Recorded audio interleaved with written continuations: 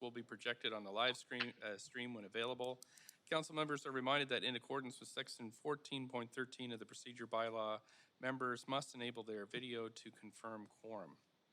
Of course, as always, we acknowledge we're on the unceded traditional homelands of the Musqueam, Squamish, and Tsleil-Waututh people, and thank them for their generosity to all who live, work, and play on their lands. And just want to take a little extra time here to thank the staff at the city who do such an amazing job. Just let me get my list here.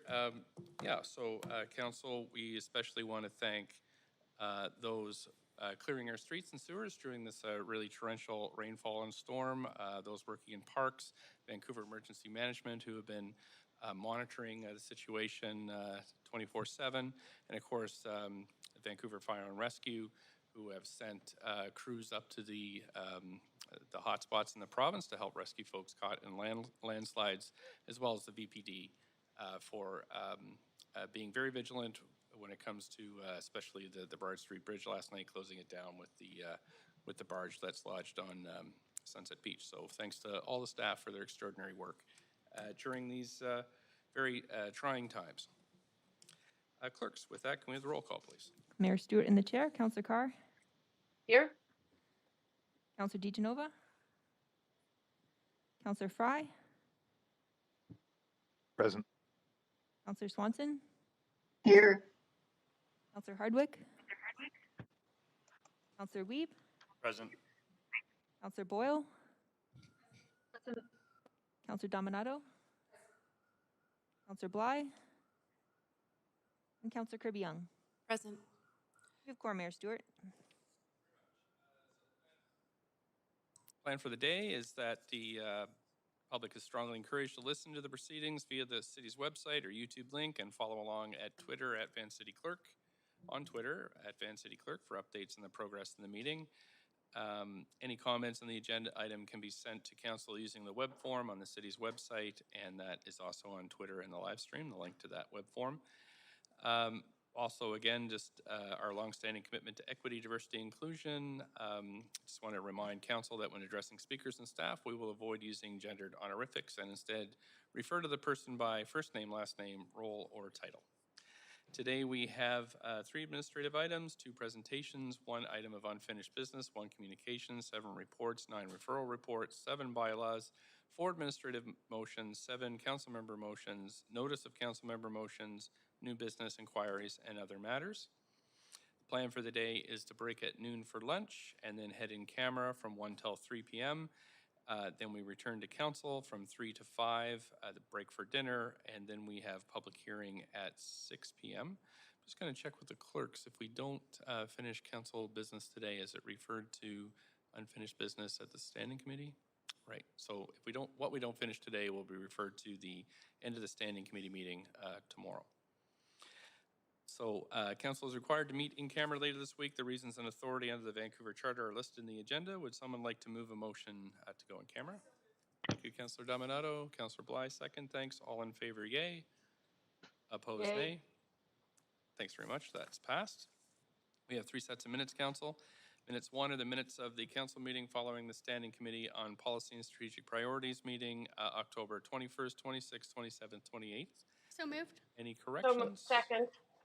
Just corrections? No? Okay, mover? So moved. Thank you. I heard Councillor Carr as a seconder. Councillor DeGenova moved. All in favor, yay. Yay. Yay. Opposed, nay. Those are passed. Thank you. Minutes 2 are the minutes of the council meeting of November 2nd. Any corrections? Mover, please. So moved. Thank you, Councillor DeGenova. Seconder. Thank you, Councillor Bly. All in favor, yay. Yay. Opposed, nay. Yay. Those are passed. Thank you. Minutes 2 are the minutes of the council meeting following the Standing Committee on City and Finance Services meeting on November 3rd. Any corrections? You have a mover? So moved. I saw Councillor Hardwick.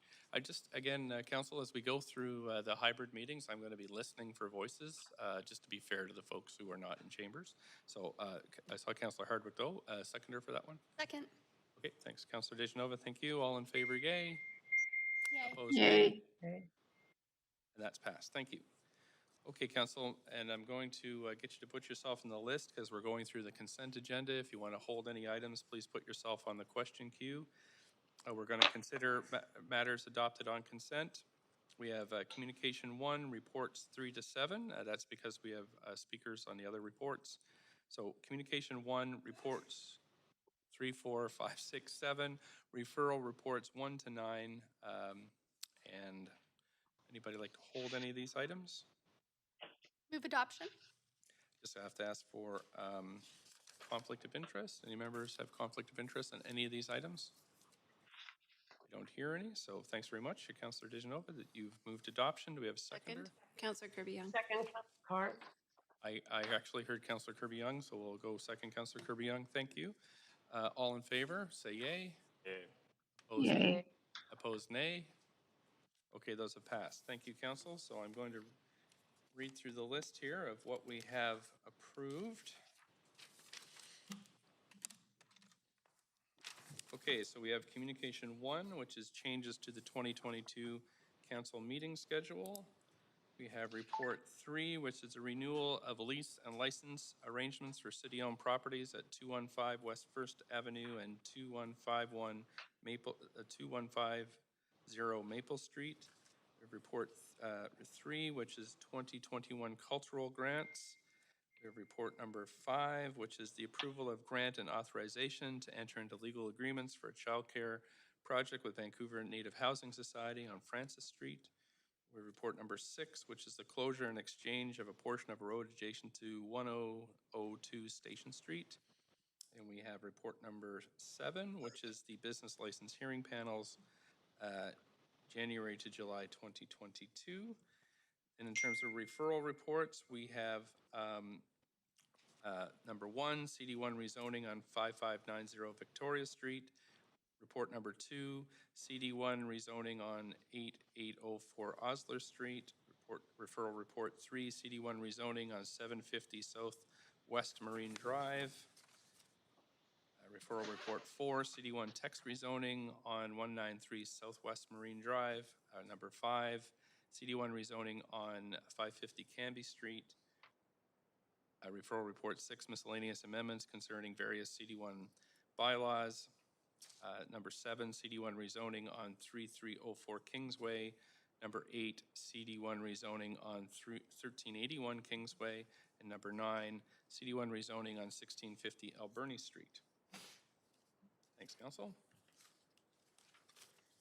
Okay, so we have 2 presentations today, and I think we have our presenters online. Our first presentation is the Draft Metro 2050 Regional Growth Strategy Update. We have Jonathan Cote, the mayor from the city of New Westminster, and Jerry Dobrovoni and Heather McNeil from Metro Vancouver to present this item. So following the presentation, council will have up to 5 minutes to ask questions to presenters, and there's nothing to approve. It's for information and questions. So I can turn it over to the presenters, please. Okay, well, thank you, Mayor Kennedy. Can everyone hear me? Sure can. Okay, wonderful. Well, good morning. Thank you very much for making time in your council meeting today to look at our long-range regional plan Metro 2050 and also the long-range transportation plan Transport 2050. It looks like you have a very busy day, but really appreciate you making the time this morning to engage in this important work in the region. I'd first like to recognize and acknowledge that Metro Vancouver operates on the traditional and unceded territory of 10 First Nations, the Katzie, Kwantlen, Coquitlam, Matsqui, Musqueam, Kakite, Squamish, Semiahmoo, Tsawwassen, and Tsleil-Waututh. We recognize the work we need to do all in our local governments with reconciliation, and that commitment does need to extend to our regional government at Metro Vancouver and at TransLink, and is certainly top of mind as we work through our long range planning. So as I said, I think many folks are aware of the long history we have in our region with long range regional planning. And right now, the region is actually in a unique opportunity to be working on both Metro 2050 and Transport 2050, the region's long-range transportation planning. Although these plans have always connected in the past, this is the first time they've actually been developed concurrently, and there's been a lot of integration and work between Metro Vancouver and TransLink in the development of that plan. I think the saying is always a good land use plan is a good transportation plan, and vice versa. A good transportation is a land use plan. And I think this has been actually a really unique opportunity for the region to be engaging these discussions concurrently. Now, our long range plans in Metro Vancouver really have helped shape Metro Vancouver to be the region is right. Our region didn't develop in the way it is by accident. A lot of thought has been put over many decades about regional planning. So our region's commitment to an urban containment boundary, protecting natural spaces, protecting agricultural land, connecting our region by town centers by good.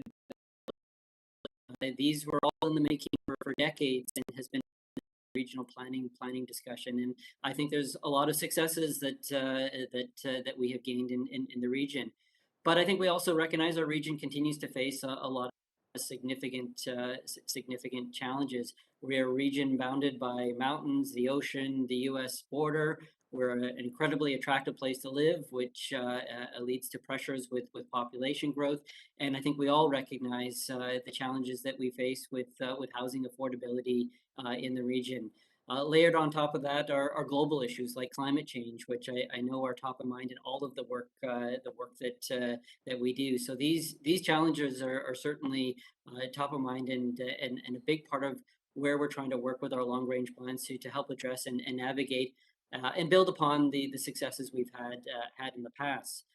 The work we're doing with Metro 2050 has not been starting from scratch. It has taken the good work we've done on past plans and Metro 2040 and tried to build upon those areas and the work we've done there. So going through the plans, you'll see a lot of the major structures, the framework, and even a lot of the major goals remain consistent and the same. But I think as we've gone through this process over the last 2 to 3 years, I think we've definitely recognized that over the past 10 years, the region has evolved. There are new emerging challenges. There are challenges that are even more prominent today than they were 10 years ago. And I think those are the areas that have they both at Metro and at TransLink, we try to identify and highlight. So challenges related to affordable housing have become much more prominent in the draft regional plan than they were 10 years ago. And I think that largely reflects the increased challenges all of the local governments in Metro Vancouver are facing on this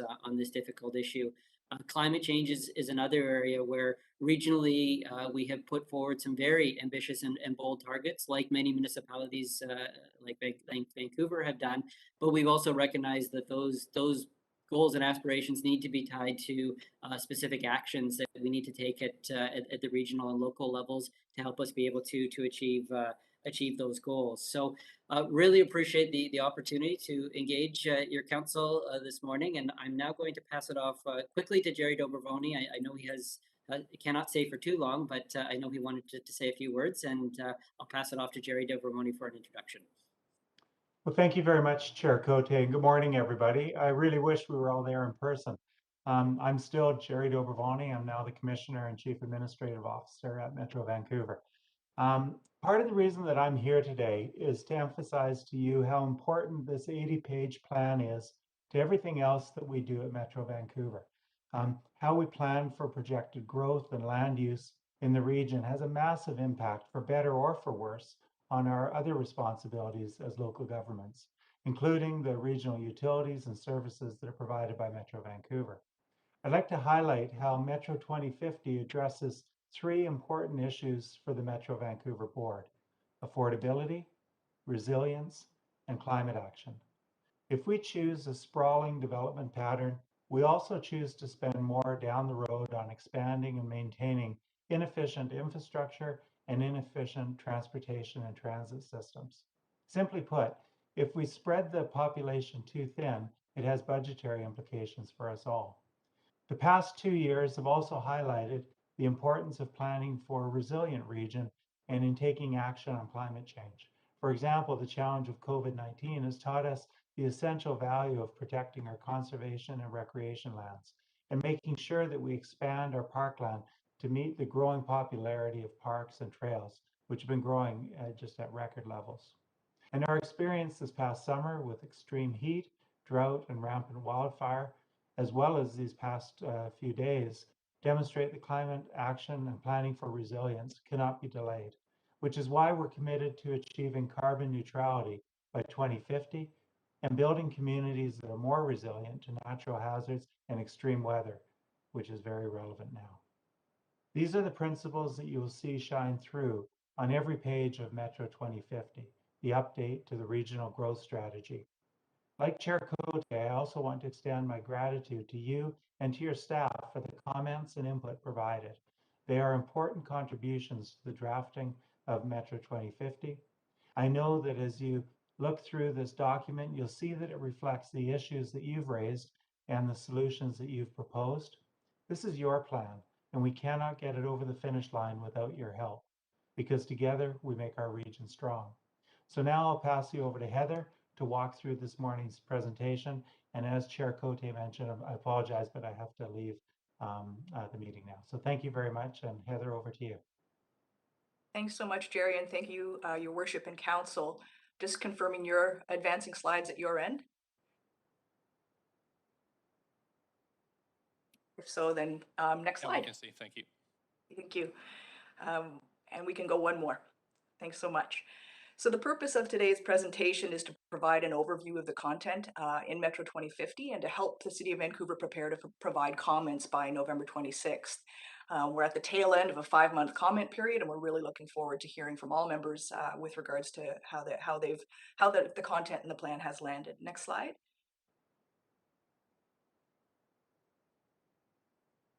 And one more. So I'm just going to start quickly by noting, if we can go one more slide, thanks. A regional growth strategy is a long-range policy plan that really covers any issue that the Federation together decides needs to be tackled regionally or collectively. It's defined in the Local Government Act, and all member jurisdictions, as well as TransLink and adjacent regional districts, have to sign on to this. As noted by Chair Cote, we have a long history of regional planning, stepping back many decades, and that our current regional growth strategy is called Metro Vancouver 2040, Shaping Our Future. Next slide. I think, as noted by Chair Cote as well, this plan really has served the Federation and the region quite well, and therefore the board has asked that the update to the regional growth strategy really build on the successes of that plan. And so much of the content of Metro 2040 is being ported directly into Metro 2050. That being said, the board has given really strong direction about that alignment, that strong alignment with Transport 2050, which you're also hearing about today, to apply the learnings of 10 years of implementation and to respond to some of the critical challenges that have been already mentioned this morning, such as climate change, housing affordability, and social equity. Next slide. Point of procedure, Mayor. Sorry to interrupt. Go ahead. Yes, sorry. I can see the slides on my WebEx screen, but not on the public screen. I wonder if you could just confirm that the public is able to see the slides so that as the talk progresses. Right. I'll just check with the clerks. Thank you.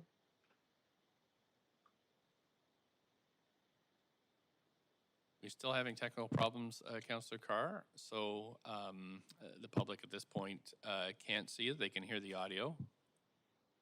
Okay. Okay. So I'll let you know. I'll let you know as soon as we're able to transmit. Thank you. Thank you. I'm sure staff are working on it. Thank you very much. Thanks so much. And so the process to update the regional growth strategy has not been a short one. This started about 2.5. Mayor, I'm sorry to interrupt. Councillor Kirby? Just my point of procedure is, don't we have a responsibility to ensure that we are transmitting to the public? We sure do, but we're not at the moment. So do we need to pause the proceedings? That's my point of procedure. Up to council. I don't feel comfortable continuing if the public can't see the meeting, especially since they're discouraged from coming to City Hall. Would you like to move a motion to that effect? Yes, I would like to move a motion that we pause until we can transmit to the public. Thanks. We have a second from Councillor Bly. Thanks. Point of information? You can't. We're in the middle of a vote. So all in favor of pausing until we can get the video back online, say yay. Opposed, say nay. Okay, thanks. So we're recessed. We'll recess until we can get the video stream back online. Thanks, Council. And I can deal with your point of privilege when we come back. Councillor Dejanova, unless it's, thanks. I was on the queue to speak.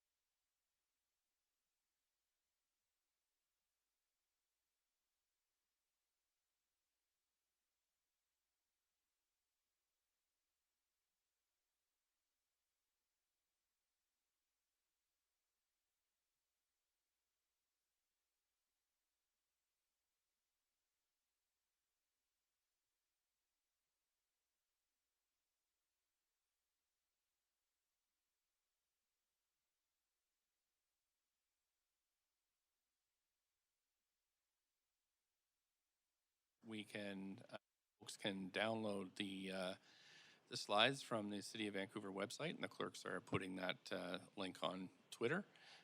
We will call out the slide numbers as we're going through so people can follow along on the presentation. So that's the option we have. If there's no other... Point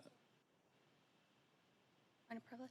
Oh, you have a point of privilege, Councilor Nova? I was just going to ask, is that the previous motion I was on the queue, is it debatable? Was it debatable before we voted, just so I'll know? That's more of a point of procedure. I'll check and get back to you on that one. In terms of moving ahead, we'll move ahead then. We don't need a motion. We can just move ahead with the presentation. Just a point of procedure, one more. Point of procedure, Councilor Dejanova? I just wanted to, first of all, clarify that it was a point of privilege when I was on the queue waiting to speak. But now it's a point of procedure about posting presentations on the city website for the public to be able to view. I've noticed that items 1 and 2 don't have the links to those presentations up or a way to download it currently. And I'm just wondering, considering the direction that council's given to staff to have that Sounds like quite a point in of advance, procedure. I'm just asking. What's the point of procedure? Is that not our procedure to have those up 7 days in advance? Not on presentations from external folks. Okay. In fact, there's no requirement to have a presentation. We can just have verbal updates if we want to. But thanks for the question. Thank you. So we'll just move ahead now. Sorry to the speakers. The clerks have tweeted out the link to the to folks that want to download this, and we'll continue with the presentation.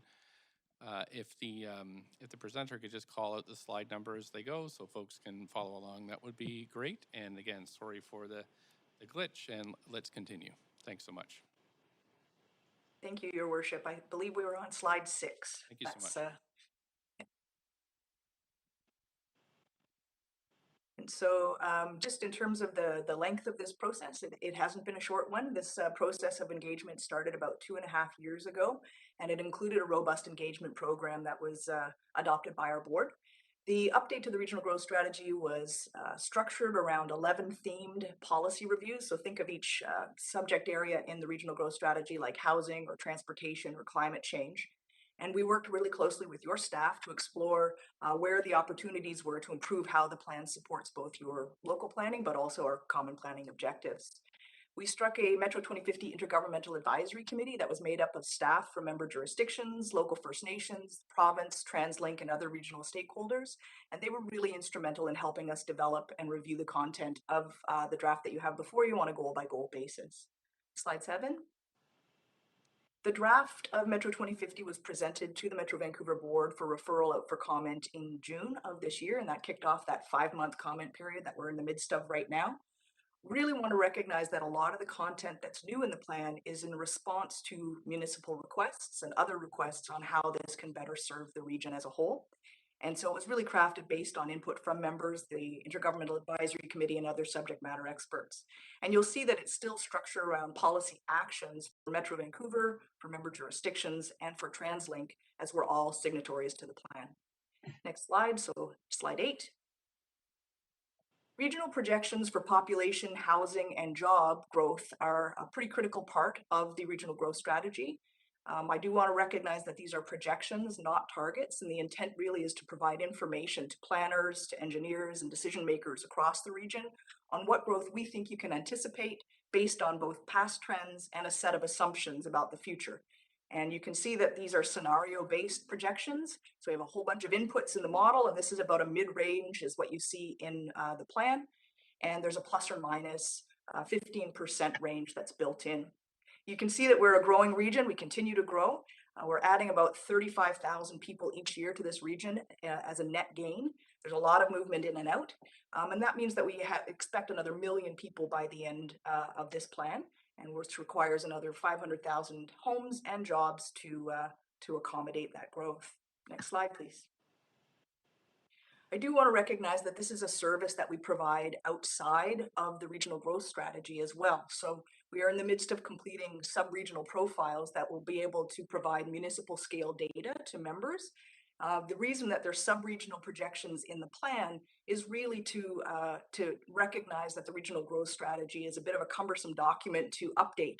And so we will be able to update the municipal level projections on an annual basis and provide those publicly on our website to support your work. And it's really to support capital infrastructure and planning throughout the region. Slide 9. And so maybe it's slide 10, sorry, next one. And so here are the 5 goals that are in the draft of Metro 2050, and they reflect those long-standing regional planning principles that have been there for decades. There is one goal, number 4, which is really focused on housing, and that was mentioned by Chair Cote as well, recognizing the housing crisis and affordability crisis we have in this region. There are 3 strategies that are really focused on supporting our members as best we can and advocating to other levels of government to make meaningful contributions to addressing that crisis. Slide 11. And there's a number of bullet points that are going to be animated here. Apologies. So although the majority of content in Metro 2050 has been carried forward from Metro 2040, there are some improvements that I'd like to just briefly highlight. Next. We've heard from members that they would really like greater clarity on understanding the characteristics of locations where the plan directs growth to that network of urban centers and frequent transit development areas. And as a result, the plan proposes new types of both of these growth management tools to support that request. Next. We also have heard that you want really stronger alignment between planned locations for growth and transit investment. And there's a new tool in the plan called Major Transit Growth Corridors. And this was co-developed again with TransLink. You'll hear about how this really relates to the proposed major transit network in Transport 2050. Next. Another role that we heard from our members that the regional growth strategy can play is setting regional scale aspirational targets for each community to work towards, for us all to work towards together within the context of each local community. And the first of those is that 15% of new and redeveloped housing in good transit-oriented locations be affordable rental housing. Next. There's also a whole host of policies to help the region address that housing crisis, including policies to encourage transit-oriented affordable housing, to increase housing stock overall, and to protect existing non-market rental units and renters. Next. There are also a number of policies that offer stronger protection for industrial lands, particularly those that are more appropriate for trade-enabling uses along the goods movement network. But there's also greater flexibility proposed for employment lands that are near rapid transit stations, allowing members to accommodate more mixed use in these locations, even considering affordable rental housing on upper floors. Next slide, number 12. One more, thank you. Just so the bullet points, there's 3 more here. There are new climate action policies, including pretty significant collective actions for us all to meet those ambitious greenhouse gas reduction targets. But there are also policies to help us better prepare for the impacts of climate change that, as has been seen in the last couple of days, were already being keenly felt in our region. Next. There are 2 more aspirational targets that are more environmentally focused. First of all, to protect 50% of land for nature, and regionally we're at about 40% of the land base in our region is currently protected for nature. And the second is to achieve 40% tree canopy cover within the urban containment boundary, and we're at about 32% right now. Next. Our board has also asked that the plan really better consider how the policies in it impact different segments of our population and to seek better equity outcomes. Next, and to place more emphasis on building relationships with First Nations and ensuring that their development plans or needs are incorporated into the strategy. Slide 13. This draft really was prepared with thoughtful and detailed input from your staff, and we're just closing up this 5-month comment period, and we're doing this in advance of any bylaw readings very explicitly because there's lots of time still to be able to make changes and incorporate input. So we're asking for comments to be submitted by November 26th, but we also want to recognize that residents, businesses, nonprofits, and others are also invited to provide comments on the draft using an online feedback form. And we've also hosted a couple of really successful and well-attended webinars where we've been getting that input as well. Number 14. Following the comment period, it's going to be a busy holiday season. We're going to be pulling together all of those comments and assessing how closely aligned the Federation is and determining whether or not we can proceed with the very ambitious timeline that the board has set. really wanting to have this update completed by within this local election cycle, so by next summer. And so we'll be deciding that. The board will be deciding that in January of next year, and we're hoping to start bylaw readings in February. Last slide. So really want to thank you again for inviting us to present, and again thank you to your staff who have extensively contributed their time and their energy and expertise in helping to shape and review the content of the draft you see before you. And we're happy to answer any questions that you may have. Thanks. Thank you so much. You do have a number of questions. I'll start with Councillor Swanson. Councillor Swanson, up to 5 minutes. Yeah, thanks so much for the presentation. On slide 8, you said that we're getting about 35,000 new residents per year. How many of those would be in Vancouver? Thank you for the question, and through you, Your Worship, it's a good question. Traditionally, I believe Vancouver is taking about 15 to 17% of that, but I'd have to double check and get back to you on that one, Councillor Swanson. Okay, that would be great if you could do that. Mhm. Then the second question is, you're talking about 15% of the housing being affordable. What's your definition of affordable? That's a great question. And so we've got two definitions of affordability that are happening in the plan right now. And we've had a lot of feedback on getting clarity of that in the next iteration of the draft. But we've got one which is no more than affordable to families making 120% or less of the median regional income, or the very traditional one, which is no more than 30% of a family's gross income. And so those are the two definitions that we're utilizing right now. So I'm really concerned that that 15% is too low to meet the actual need. Do you guys have similar concerns? I mean, 120% of the median income, the average or the median renter household in Vancouver is 50,000 household. So they can pay $1,250 a month for rent. And that's median. So half below and half above. And we're only talking about 15% of the housing. So yeah, we're very concerned. Obviously, we recognize that this is the first step where we're trying to really provide a push to put affordable housing in transit-oriented locations, which are often really challenging to put affordable housing in, both because of land value and construction cost. And so the challenge in setting a regional target is that there are some municipalities who are positioned to exceed it, and we would applaud anybody who wants to hit 25% or 30%, that'd be great.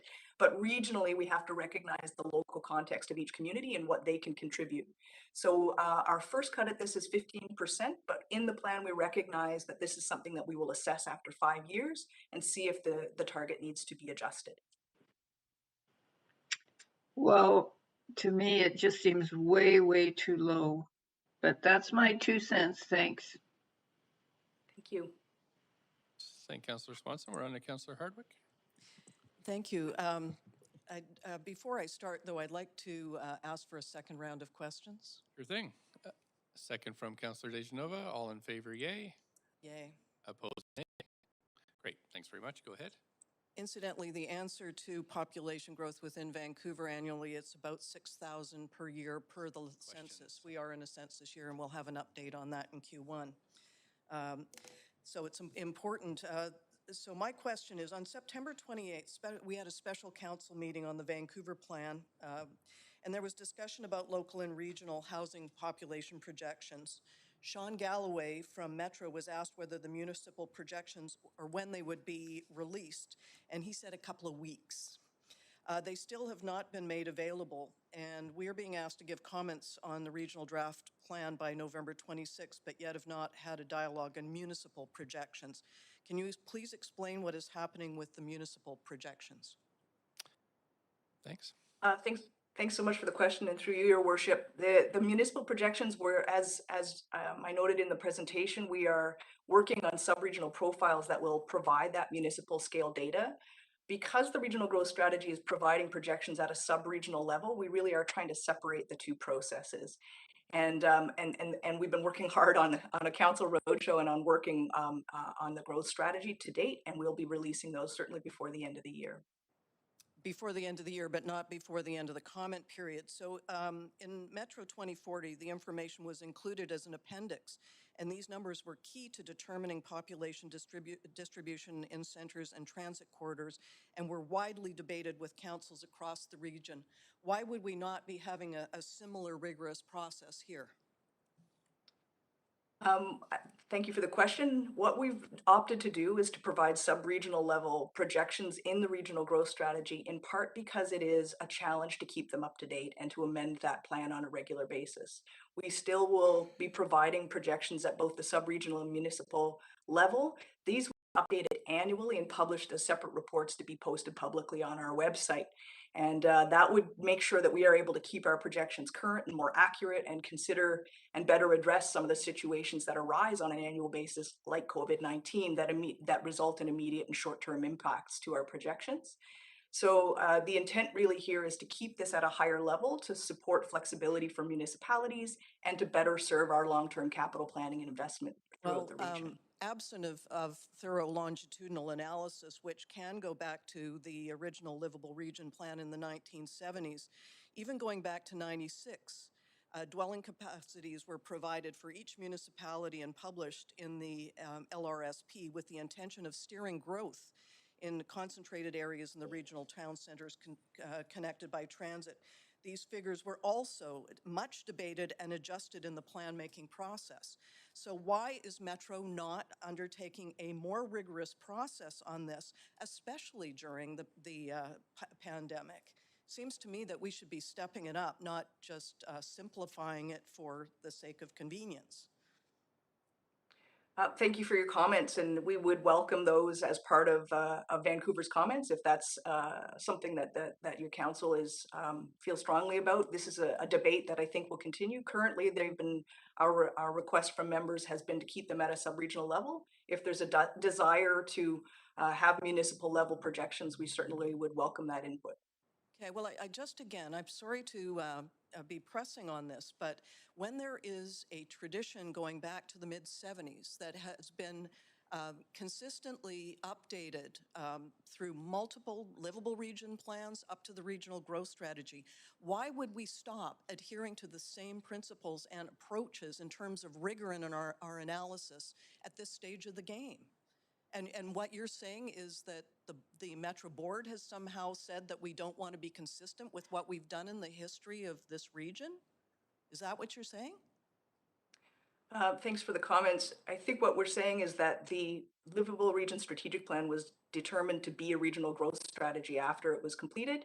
And our learning through Metro 2040 as a regional growth strategy is it was really challenging to keep the numbers and the projections in that document up to date. And so the direction we've had is to separate out that service so that the regional growth strategy is one tool, but the projections that regional planning provides as a service to members and TransLink and our utilities can be provided on an annual basis and be member jurisdiction specific. Without the ability for longitudinal analysis. Thank you very much. Councillor Weep, we're on to you. Yeah, I would also think it'd be great to get the Vancouver-based projections as we go through this next phase. My first one is on affordability. Can you talk about what policies are going to encourage affordable housing along transit-oriented, and mostly on non-market rental housing units? Thanks so much. There are a number of policies in the plan. The first, again, is setting that target for affordable housing near transit. We're also tying this a lot more closely, the policies in the plan, to Metro's role around data and policy research and the housing needs reports that are required from the province. And so we're not actually determining the tools that municipalities use. We're just setting the target and saying, you show us which tools are most appropriate within your local context to provide more affordable housing near transit, whether that's inclusionary policies or rental zoning or whatever the case might be. Okay, so if we're designing a plan around a new massive transit, we should be looking at hitting minimum 15% of affordable rental, is that correct?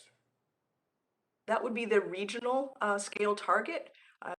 Locally, it'll be within your context. And so if you want to go higher than that or show that the contribution you're making towards that regional target, that's what the plan says. Okay. My next one is large active transportation. I know that part of this work is a regional greenway strategy and the importance of having internet-connected communities through greenways. Can you talk about the regional role in the large infrastructure project, the bridges and connections over highways to make that greenway strategy work?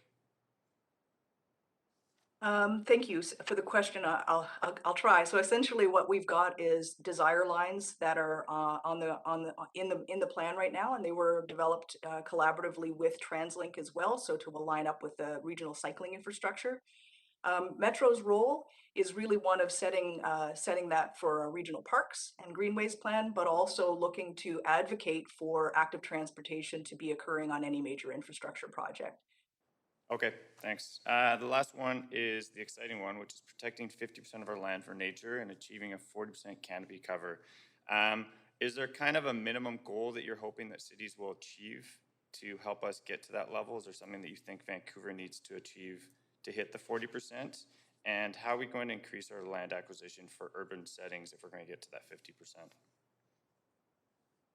Thanks so much for the question. Again, the role of the regional growth strategy is to set that high level target and then provide some tools and opportunities to help members achieve that. And so we've done some work around urban tree canopy cover, looking at sort of a whole host of tools that have to do with tree retention, bylaws, as well as other means to make sure that we're maintaining urban tree canopy cover. And so we can happily provide that toolkit, and it provides a whole host of options for members to take a look at. In terms of the 50%, again, Metro's role is often one of advocacy to senior levels of government to continue to protect certain lands, but also looking at our regional parks acquisition program and looking to expand regional parkland across the region. Thanks. And last one, our connections with First Nations continue to grow. Can you talk about their input in this plan and how it's changing and shaping what we're hoping to see for the 2050 strategy? Yep, sure. Thank you for the question. Originally, our local First Nations were invited to our Intergovernmental Advisory Committee. What we heard from members and participants from local First Nations is that they both wanted to participate through their referrals offices, but also to strike a First Nations working group. And we've done that, and that is funded. And essentially, we're providing engagement support for that. And so we've had 2 meetings so far, and they've been really great discussions, not just looking at direct content in the plan that's directly related to First Nations, but looking at interests throughout the entire plan. And so we're receiving comments through that, and they will be integrated into the next draft as well. Perfect. Thank you very much. Thank you. Councillor Kirby-Young. Yeah, thank you. And good morning. Thanks for the presentation. One of my questions was asked, so I'm just going to start by following up on Councillor Hardwick's question. And I wonder if, in terms of providing council with comfort around the numbers in the strategy, I wonder if you can comment on sort of the history of accuracy of Metro's projections when it comes to long-range planning. Presumably, I'm assuming that we have a reasonable degree of accuracy in terms of predicting numbers for migration, homes, et cetera? Thanks for the question. Yes, we're really happy with the results of our projections over the years. For example, in the period between 2011 and 2021, we were under 1% difference in terms of the regional projections. I think we continue to do work around allocation amongst municipalities, and that really changes depending on a whole host of issues. But with regards to the regional scale projections, we're usually within 1% over the last 10 years.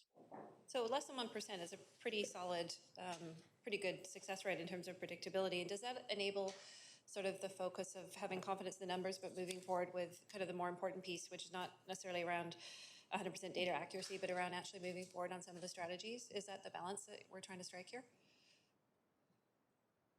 Yes, short answer, yes. Okay. Thank you. That's clear. I wanted to segue onto the regional industrial lands strategy and had the opportunity to participate in that task force. I wonder if you can add a bit of color, Heather, with respect to what you think are some of the biggest challenges in optimizing that strategy for member municipalities, or potentially things that could compromise its implementation. What do we need to be aware of? Thanks so much for the question.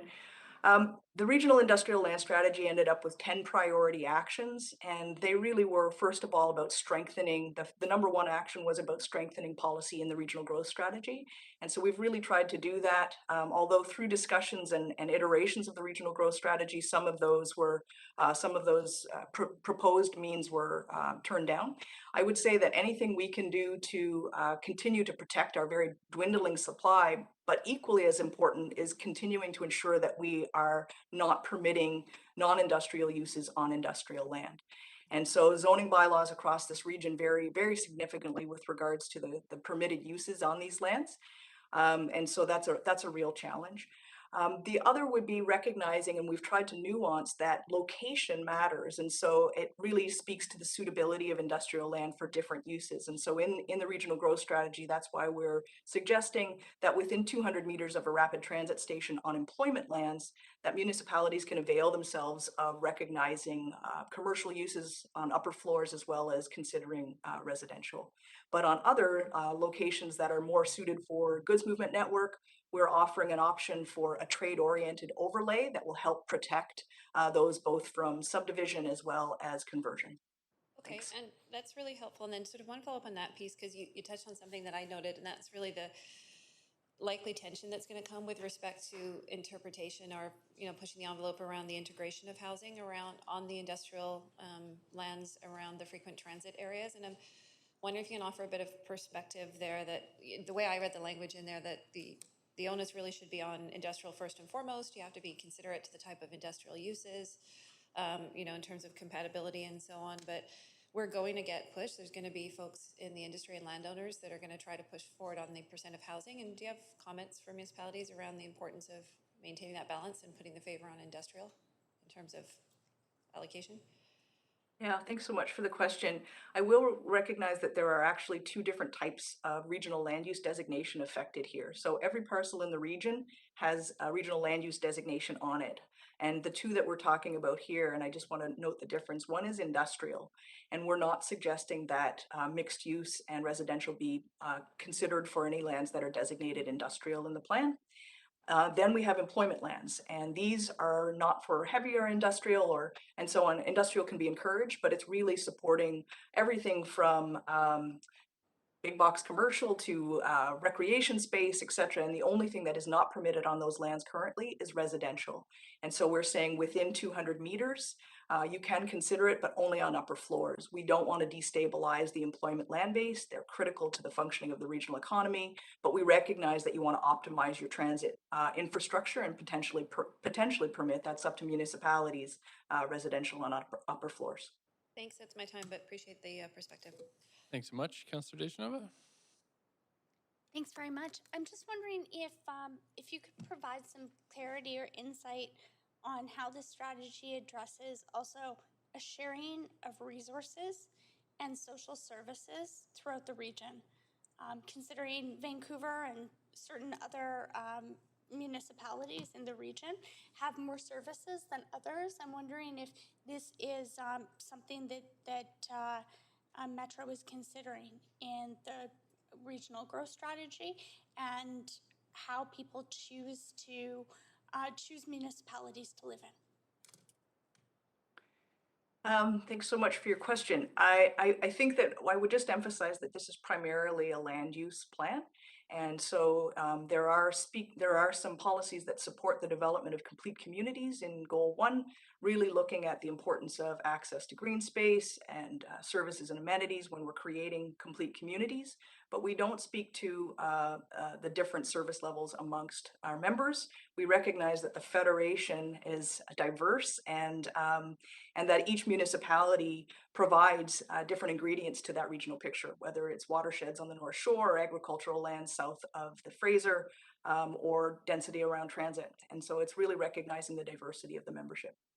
Thanks very much. A follow-up question to that, and I appreciate you answering the questions when you don't have them in advance, but looking at land use in the context of zoning and some of these resources and services not fitting into all types of zoning currently throughout different municipalities, I'm wondering if that's something you're addressing in the regional growth strategy. Thanks so much. The short answer is no. Zoning is definitely the purview of our members, and we really try to stay at the official community plan level. And so recognizing that Vancouver is quite unique in that regard, but we would be looking at sort of a higher level designations and what's permitted at that level. Thanks. Thank you. And then I won't go on for a second round, but just a follow up and not trying to ask you to answer the same question over and over again, but just really trying to get some clarity then on how do you best see this addressed in making sure municipalities that don't have specific resources such as heat shelters and such as access to access for vulnerable people or people who are living in poverty. How does the regional growth strategy consider this, or what other bodies is Metro working with to consider this? Thanks so much for the question. I think that one of the roles, again, for Metro is as a convener of the Federation on issues of common concern, and therefore also an advocacy to other levels of government. And so, for example, there are a number of actions in the plan that speak to advocating for everything for expanded funding for and eligibility for Treaty First Nations and developing housing needs reports to advocating for ensuring that federal and provincial infrastructure is protecting our ecosystems and sensitive areas. And so an advocacy role is a key place where we could continue to do that work that you're speaking of. Okay, and perhaps just another question, is that something that perhaps could be dovetailed through some of the housing work that's being done, considering the needs of people? Absolutely. Yeah. Wearing my other hat for a second, that's exactly what Metro Vancouver Housing is definitely looking at ways to provide housing across the spectrum of both right down to deeper subsidy to low end of market rental. And so definitely we're considering needs, and there's a real focus on the housing needs reports in the regional growth strategy, so that the housing that's being created in each community really reflects the need needs that's there. So what you're saying is it is technically linked. It's not within the specific strategy, but it is linked through other facets of Metro. Yes. Thank you. Thank you. Councillor Boyle. Thanks so much, and thanks to Metro staff for this presentation. It's really helpful. I am wondering, I'm never sure where to look in the chambers when you're on the computer. My first question is about the impact of sprawl, I guess, and so I'm wondering if you can speak to us as the City of Vancouver in terms of what impacts it has in protecting agricultural land, green spaces across the region. If there's less housing built in the center of the city. Thanks so much for the question. I would say that right now it's a long-standing objective in our regional growth strategy to contain growth within an urban containment boundary. And we have a target in the plan to keep growth, 98% of growth within that. And over the life of the plan to date, we've done that. And so there has been very little unplanned growth outside of that boundary. Also within the growth strategy, we have targets to direct growth to urban centers and along frequent transit networks. And so we have a target to achieve 40% of our housing growth in urban centers and another 28% to frequent transit development areas or along frequent transit. And for the life of the plan to date, we've been very successful in coming close to those targets. And so the real impact is not is not so much about protecting agricultural. It's also or it is that, of course, urban containment, the flip side of that is protecting important lands, whether that's ecosystems or ag lands or job lands. But it's also equally about making sure that we provide infrastructure, urban infrastructure efficiently. So a big impact is the costs of transit or the costs of sewer infrastructure and water infrastructure grow exponentially if you're servicing sprawling growth as opposed to concentrated growth. Okay, great. Really, really appreciate you laying out all of those different factors. My second question is there's been a number of questions about the population growth numbers, and I'm wondering if you can speak to what the worst case scenario would be, I guess, if we were to be overestimating population growth numbers or overestimating housing need. I still try to grapple with what would be so bad about that? What would the worst case be of that? And I'm wondering, you spend plenty of time in these conversations, if you could answer that. Thanks so much for the question. I think that I would just say that the service that we provide is to provide information to utilities, to TransLink, and to member municipalities to help them with their own capital infrastructure planning. So I think that if we are overestimating population, then we're oversizing our infrastructure, or maybe planning, it's impacted in terms of that. But I guess my point would be is we're going to get there. It's just a question of whether we're going to get there in 5 years or 10 years, because the growth continues to this region, and it's been fairly consistent over the past 30 years. Okay, great. I certainly would rather we overestimate housing need than underestimate it, but I'll leave my questions there. Thank you so much. Thank you. Councillor Fry up next. Thanks, Mayor. Thanks, Heather.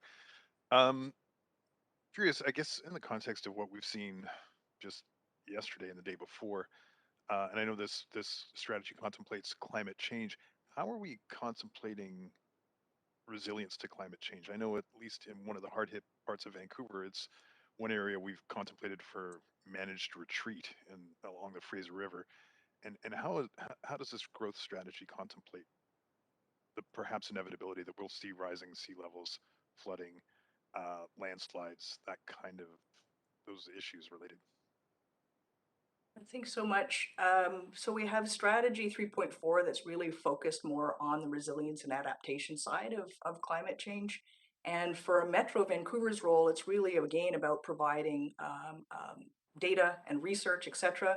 There are policies that are about working with the Integrated Partnership for Regional Emergency Management and all levels of government to make sure that we're developing and sharing information and data related to hazards, risks, vulnerabilities in the region. That we are committing to planning for climate change impacts and natural hazard risks when we're extending our utilities and transportation infrastructure, where we're supporting regional flood management approaches, such as the implementation of the Lower Mainland Flood Management Strategy, and then asking members to really consider where they're putting development and also to mitigate those risks based on the best science that we have. Thanks. So to be clear, then, this puts the onus largely on the local government rather than the regional approach when we're considering. Well, I think that Metro Vancouver recognizes that our role is, again, primarily around through the growth strategy is data, research, convening, and advocacy.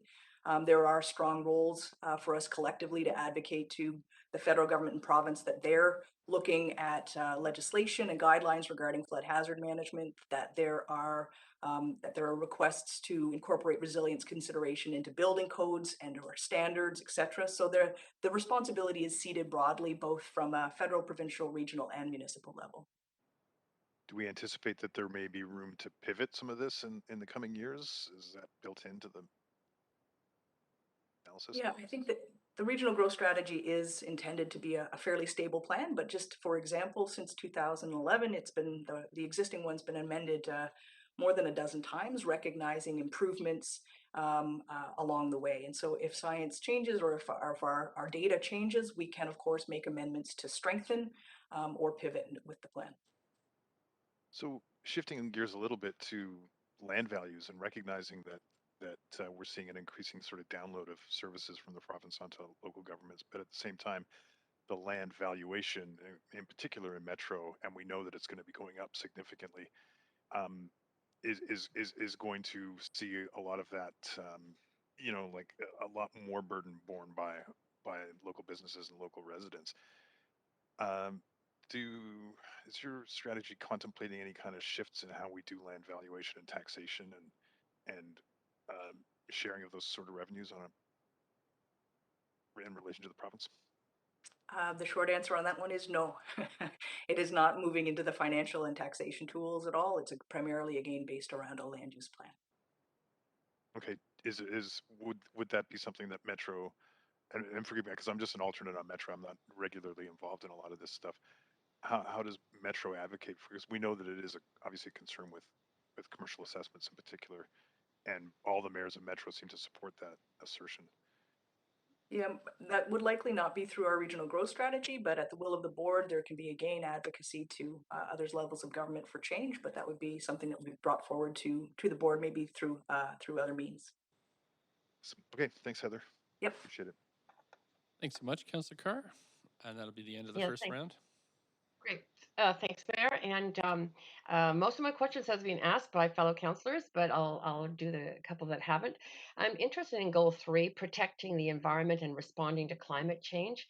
I'm wondering if you can just detail for us if how well grounded those goals are in terms of what scientists are calling for in terms of climate action.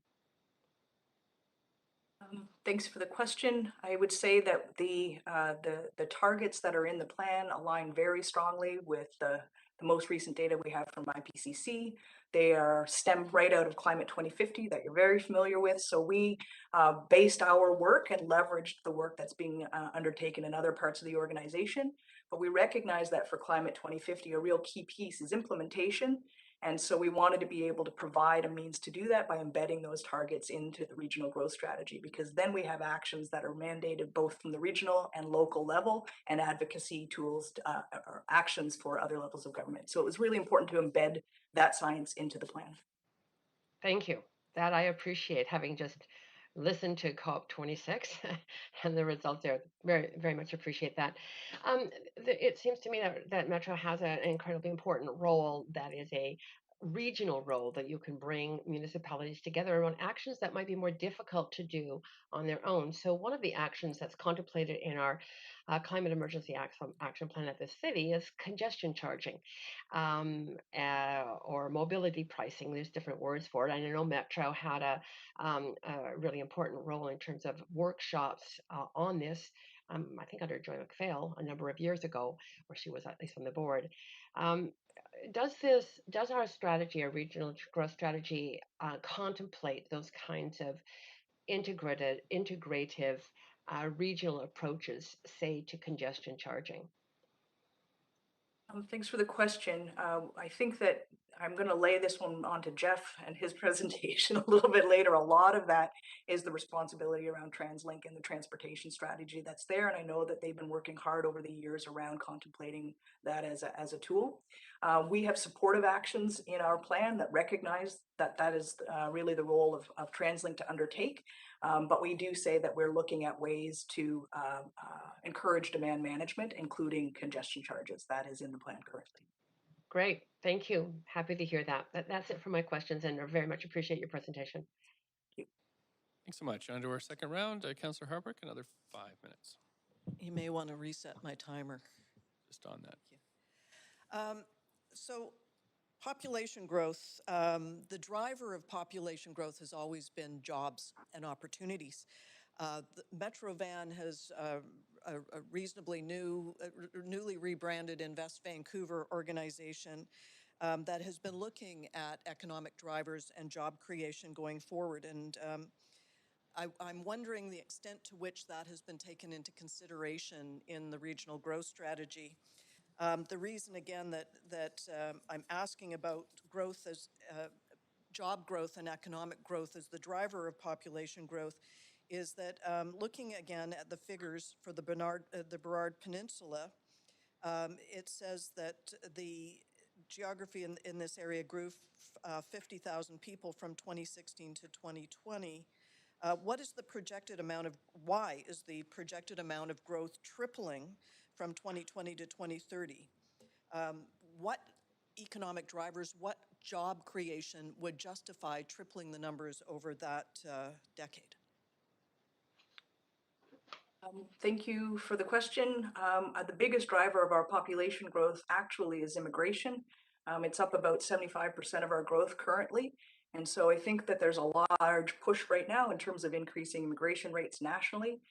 Traditionally, our region takes about 14% or 15% of the national immigration to this region, and that's the biggest driver.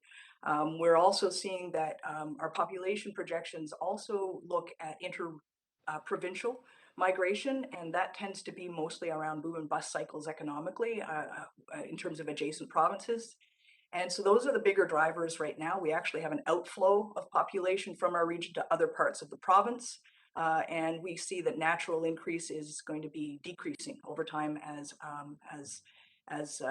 with our aging population. So, sorry, immigration has always been the driver of population growth in this country, whether they were coming to as farmers to open the West or in the prairies or as skilled workers. Just saying that there's going to be immigration without saying what jobs and opportunities, what sectors are going to be driving that is a little illogical.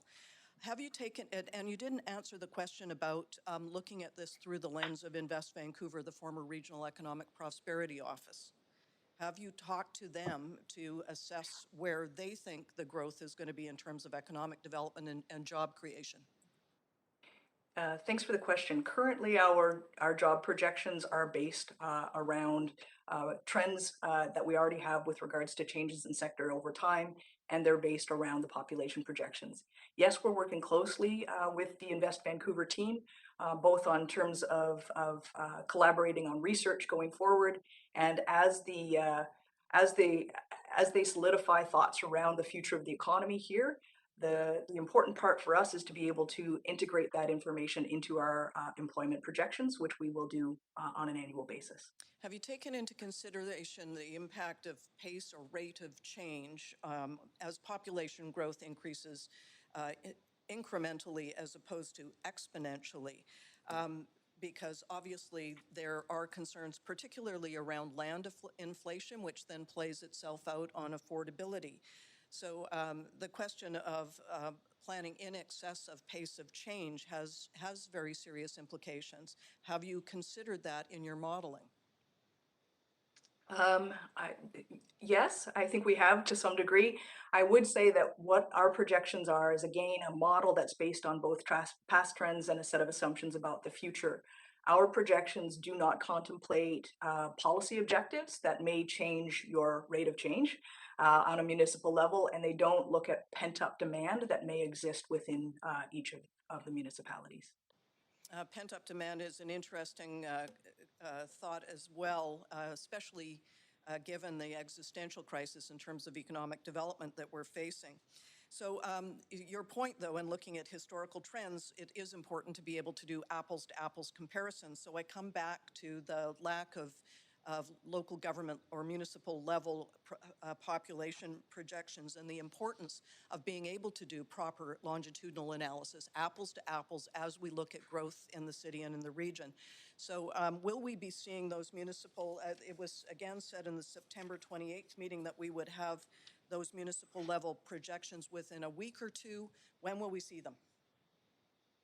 I can commit that they would be to you by the end of the year. Again, we're just working through some of the transition from sub-regional to local. We've been doing work in a roadshow over the course of last year where we're trying to reconcile some of those numbers with municipal staff.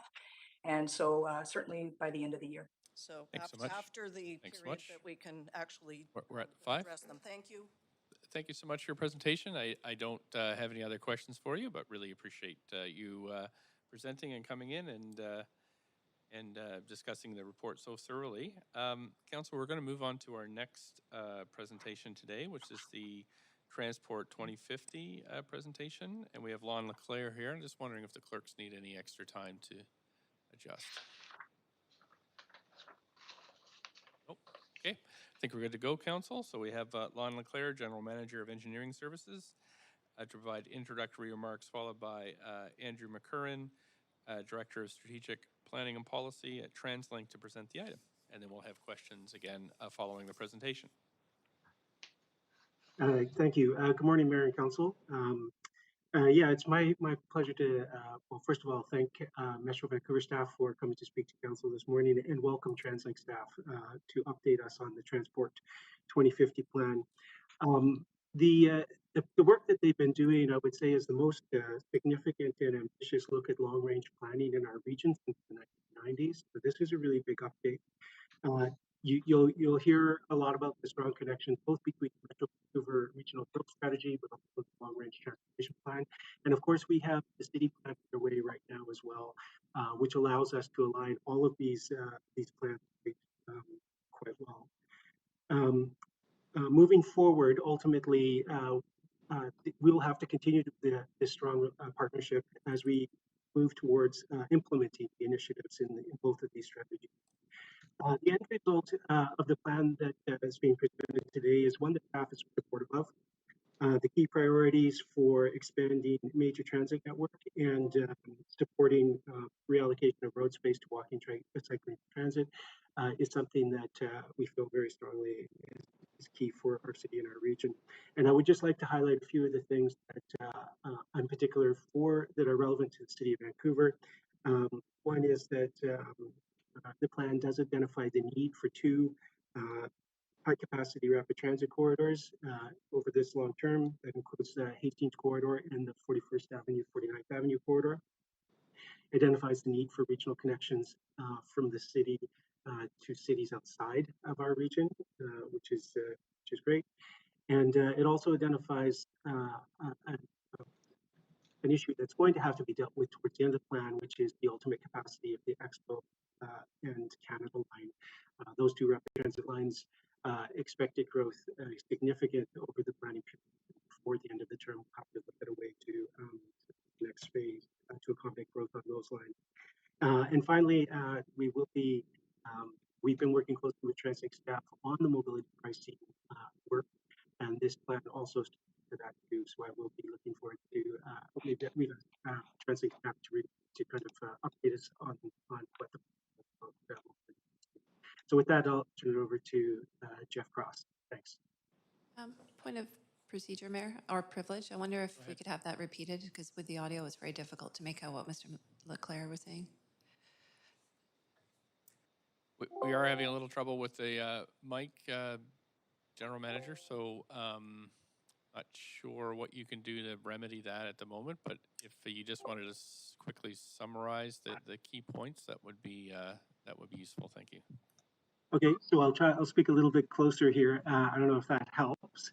But yeah, at a high level, I would just say that significant plan, the scale of and the ambition behind the plan is significant in the sense that we haven't undertaken this level of long-range transportation planning since the mid-1990s.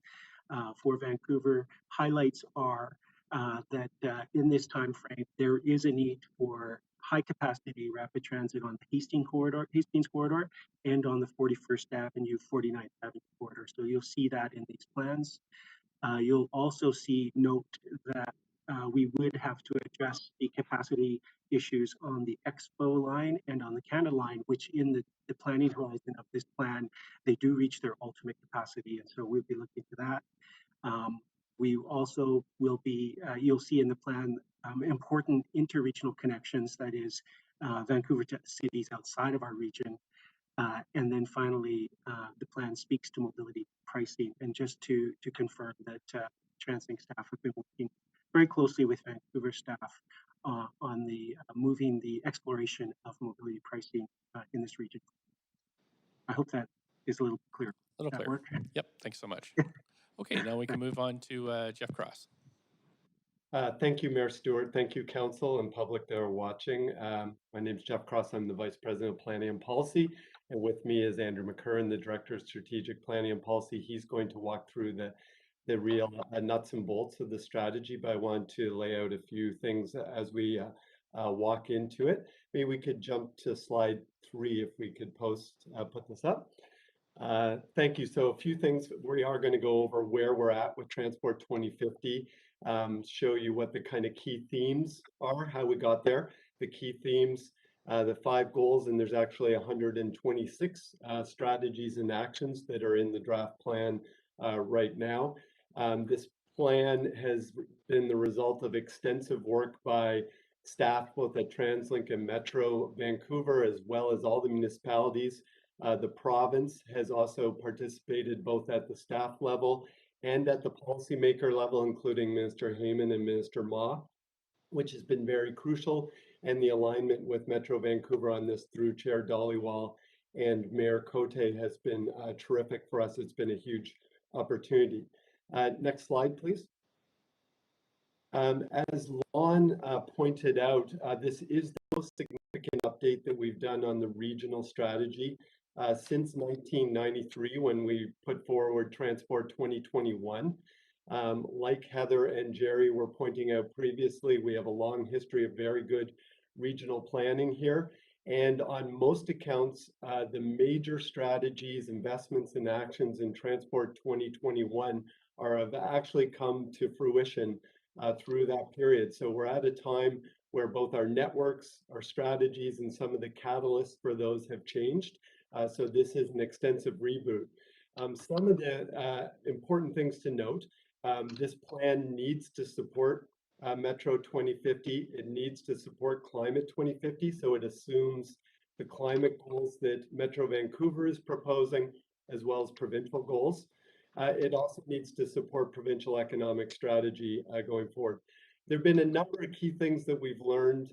Next slide, please. Over our engagement, we started that over 2 years ago. We had a slight slowdown during COVID, but it has been our largest engagement ever. I think we've reached over 65,000 people, maybe more than that now, who have participated directly in the process.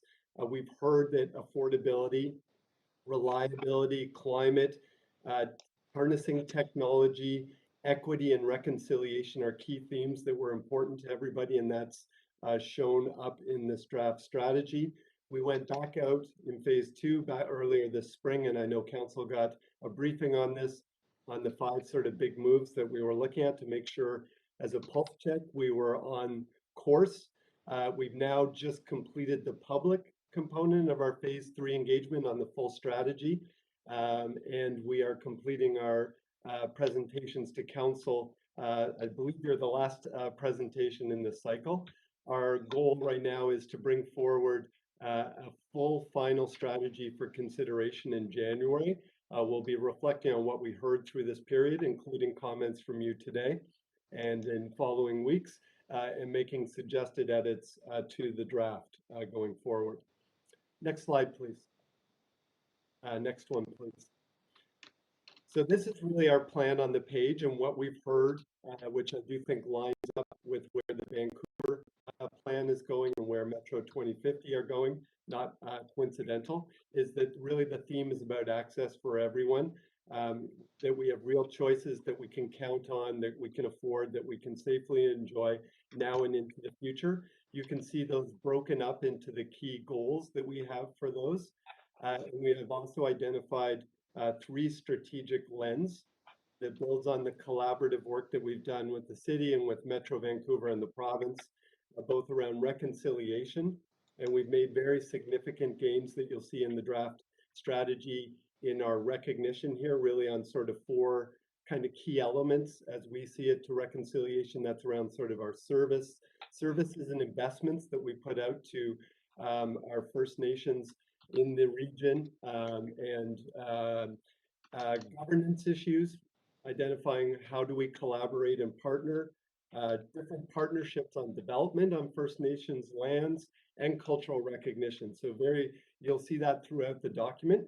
We've also done a lot of work on social equity, and that plays out that you should have access to all of the services, employment, wilds, parks, recreation, without needing to rely on a car, and without regard to where you live in the region, your income, your gender, your ethnicity, your ability, and other key equity-seeking groups. We've also identified resilience as a key theme per some of the questions for Metro 2050, both to climate, to other severe events such as seismic. How do we plan for our investments in a more rapid and resilient manner? There is sort of hierarchy to this. You'll see that on the left-hand side that I think aligns with the Vancouver plan, where we're really trying to promote walking, cycling, and micro-mobility for short trips, making transit the most convenient for longer trips, and then really looking at improving reliability and convenience for automobiles, hopefully shared in the future, where that is appropriate and the first three attributes aren't met. The plan really works as a whole. All of these things need to come together to make it effective, whether it be people first streets, where we need to have those investments in infrastructure. We need to have the density in place. We need to have the policies in place. We need to have affordable choices that then justify the reallocation of road space. So those are kind of the elements that are at play. One final thing before I turn it over to Andrew. The regional transportation strategy is convened by TransLink in our role as managing the movement of goods and people across the region. But it also is written in the collective voice, in that it's a strategy for all of us. So a lot of the things that are in here are not solely within TransLink's accountability. In fact, some of them are entirely within municipal or provincial or federal, but it lays out what the roles and responsibilities and actions are in order for us to hit the goals that we've identified and are proposed in this strategy. Andrew, over to you. Great, thank you, Jeff. And we can go to the next slide, please. And the next slide. So let's see, I believe the number is not on the slide, but it is slide 9. So I'm just going to go now through each of the 5 goals and just hit the highlights, really, what's in the strategies that are in each of these goals, as well as focusing on a few key areas that I think might be of particular interest to City of Vancouver Council. So the first goal on slide 9, we all have reliable choices that get us, oh, my apologies, that is actually convenient choices. We all have universally accessible choices, allowing us to conveniently connect to opportunities without needing to rely on a car. And the headline target here is that by 2050, walking, cycling, and transit are competitive choices, accounting for at least half of all passenger trips, with taxi, ride hail, and car sharing accounting for most of the remainder. You'll be familiar, I think, with that first part of the target. It's consistent with our earlier regional transportation strategy. We've added the second part of the target that most of those motorized and automobile trips, the aim is to make those shared. Next slide, please. So under convenient choices, there are 4 key strategies. The first is to make active transportation the most convenient choice for shorter trips.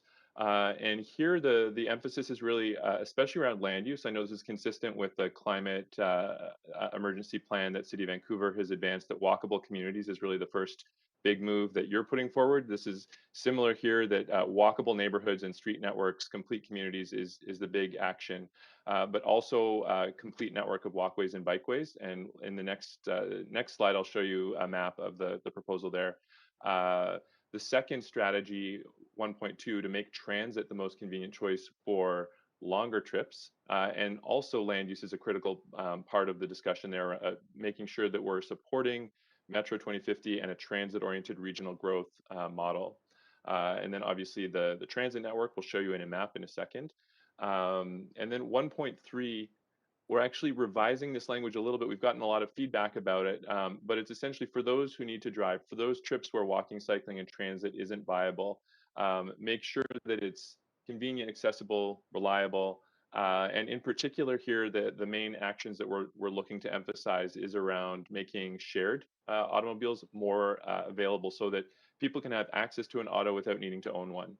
And then 1.4 is around providing different choices conveniently in one place. So this is actions around mobility hubs, making sure that, especially around transit stops and stations, you have access right there to walking networks, bike networks, to shared micromobility, to pick up and drop off for taxis and ride hailing, as well as digitally making sure that those things are conveniently available through mobility as a service, the idea of having something that we've been working towards for some time, building the digital infrastructure that allows people to book, plan, and pay for a trip on any motor service through a single app. So the next slides go into the actual maps here. So the first one is the proposed regional cycling network, and there were some discussions and questions about this earlier in the context of Metro 2050. You can see the lighter green lines here show the regional greenways network, which is something that the regional parks team at Metro has been developing. And the darker teal lines are the major bikeway network, which is something that first emerged in the regional cycling strategy in 2008, and municipal staff across the region, together with TransLink staff, have been fleshing this out over time so that it's now a pretty good framework. We think that the major bikeway network combined with the regional greenways network really provide both the transportation connections as well as more recreation-oriented connections to help people make longer trips across the region. The next map, the next slide gets into the fast and reliable network. There are two key elements here. The first is what we call the major transit network. That's the darker pink lines. And that's service that's fast, frequent, reliable, and high capacity throughout the day, throughout the week.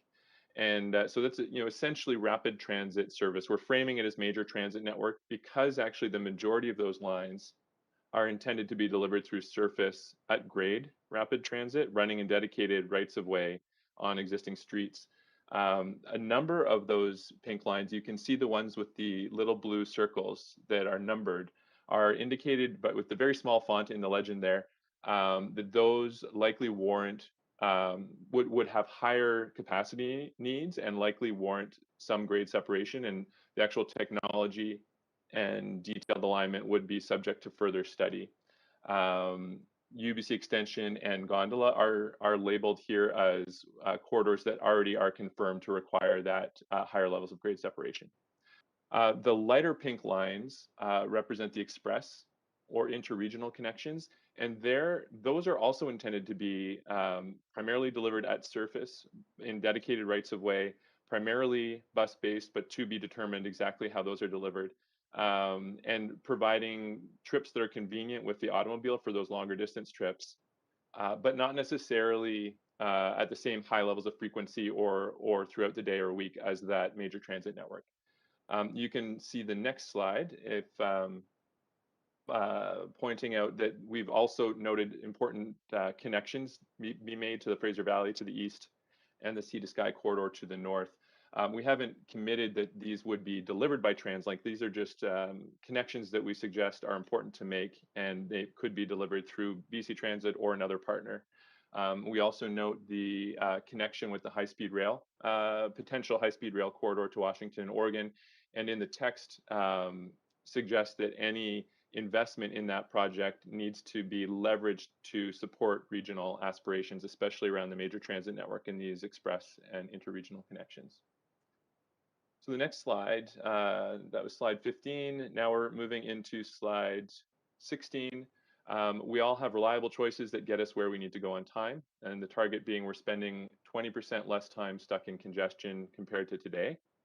That's actually a really ambitious target and probably one of the more challenging ones to meet in light of the population growth that Heather was just discussing in the context of Metro 2050. But I'll describe in the next slide. So now we're in slide 17. The four strategies here. The first is to make transit more reliable, and the focus there, most of the actions are around transit priority, dedicated transit lanes, management and enforcement to make sure that we're minimizing transit delays.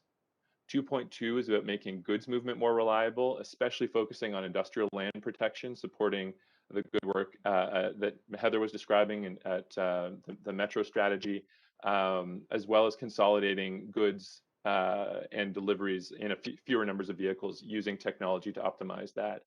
2.3 is around making driving and parking more reliable. There's a few things I'd highlight here.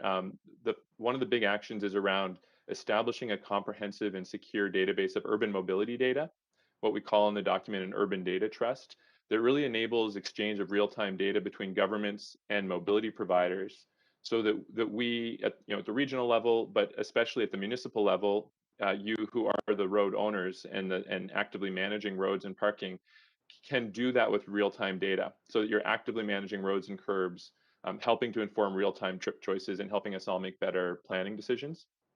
The other key thing is that this technology is an important precursor to us as the public sector being able to dynamically manage the movement of automated vehicles, including we anticipate dynamically assigning lanes, uses, directional flow based on those real-time conditions.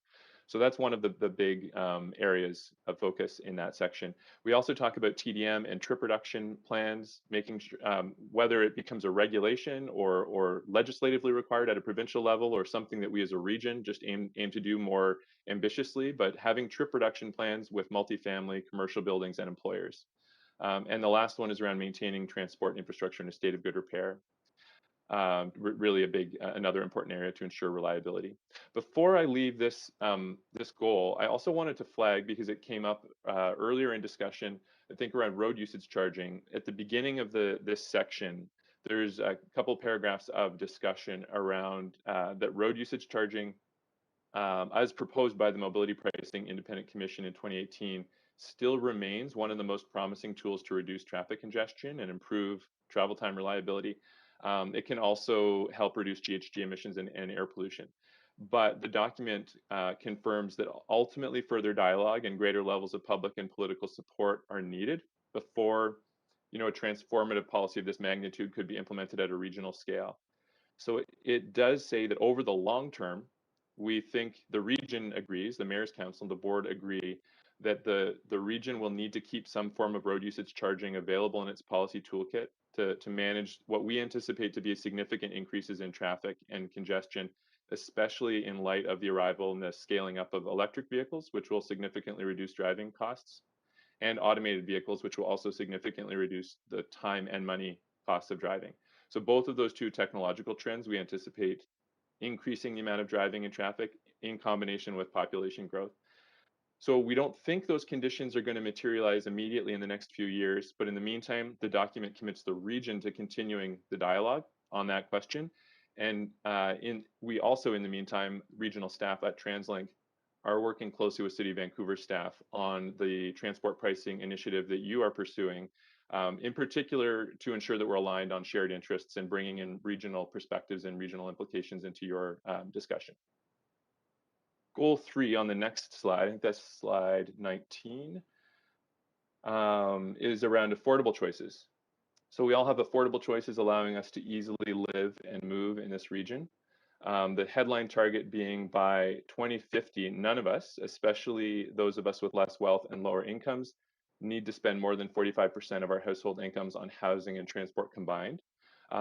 This is, again, building on the discussion earlier around affordability proposal. It's the first time that we, TransLink, have had an affordability related goal. And it's building on some work, especially in the U.S., but also that Metro Vancouver has done in the last number of years, looking at the combined burden of housing and transport affordability, and setting a target that those two related costs, the big major costs for most households, should be less than 45% of household incomes. So the next slide, slide 20, I believe, gets into the strategies. The first one is around making living close to frequent transit more affordable. There are a few key things I'll just draw to your attention here. The first is around really supporting a substantial increase in rental housing adjacent to transit. The next is around cooling land speculation. And we've got some policy language in there looking to prevent residential and small business displacement and slow the pace of speculation. One thing that we've actually borrowed directly from the City of Vancouver is the idea of adopting development contribution expectation policies for each of the corridors identified on the major transit network. Another key affordability strategy here is around advancing parking management solutions to increase housing affordability. In particular, encouraging developers to unbundle parking costs from housing costs, eliminating parking minimums in new developments, and developing area-wide parking management plans that consider off-street, on-street, and meter parking all together as a collective resource to manage any spillover impacts from what we hope will be the substantially reduced parking that you'll be approving in your new developments moving forward. There's also an action in there around protecting and increasing community-serving retail, so that residents can easily walk to a wide selection of affordable goods and services. And I know that's been a big discussion as part of your van plan work, so we definitely are keen to support you in that. The second strategy is around increasing the supply of the most affordable modes. Really, walking, cycling, and transit are the key and focusing in particular on parts of the region with a higher proportion of lower income residents. 3.3 is about ensuring that transport taxes and fees are affordable for everyone. We've got some actually good language in here around making adjustments to the region's transportation taxes to make sure that they're more progressive, more closely linked to people's ability to pay. Most of them today are not really linked to people's ability to pay, so looking to make some adjustments there. And then transportation fees and fares and tolls, the actual things that people pay to use different services and modes, including transit. The proposal is to establish an electronic mobility account where users can pay for all their modes and services, and that the rates that they actually pay should be linked to an individual's wealth or income. And then the last one, 3.4, is around supporting regional prosperity and economic development. That's actually repeating a lot of the earlier content around supporting access to jobs and making sure that businesses have access to workers, also supporting a thriving transportation workforce and making sure that transportation workers in particular, we work together on preparing for a just transition in the context of automation and future technological change. And then the next slide, I think this is slide 22. If you can go one more, yes, safe and comfortable choices. So this is goal 4. We all have safe and comfortable choices that make us healthier and happier. The headline target is that we are reducing serious traffic injuries and fatalities by at least 5% annually until we reach zero on or by 2050. So it's our first attempt at a Vision Zero target at a regional level. The next slide goes into the 4 strategy areas. Could advance one more slide. Great. So the first strategy is to eliminate traffic fatalities and serious injuries primarily by reducing speed limits. And we suggest in the document that 40 kilometers an hour should be the highest default speed limit on roads in the region, and that many roads should be slower speeds than that. Really building on the slow streets work that that City of Vancouver and a number of municipalities around the region have led through the pandemic. Making sure that streets are oriented to people first. That's really 2 things. The first is a street network, making sure that it's more connected for walking, cycling, and transit. And in the local neighborhood, street networks are less permeable to motor vehicles, as well as making sure that streets themselves are designed with people in mind first. That has primarily to do with speed, but also urban design. The second one, 4.2, is ensuring everyone feels welcome, comfortable, and physically secure while getting around. There's a lot of actions here about passenger experience, safety and security, public space. 4.3 is about minimizing transport's adverse impacts on local communities. This is where we have actions on reducing air emissions, water pollution, noise, vibrations, neighborhood partition for major infrastructure. And then 4.4 is safely responding to and recovering from disruptions and disasters, which is where we've got most of our actions around, especially emergency management and resiliency planning.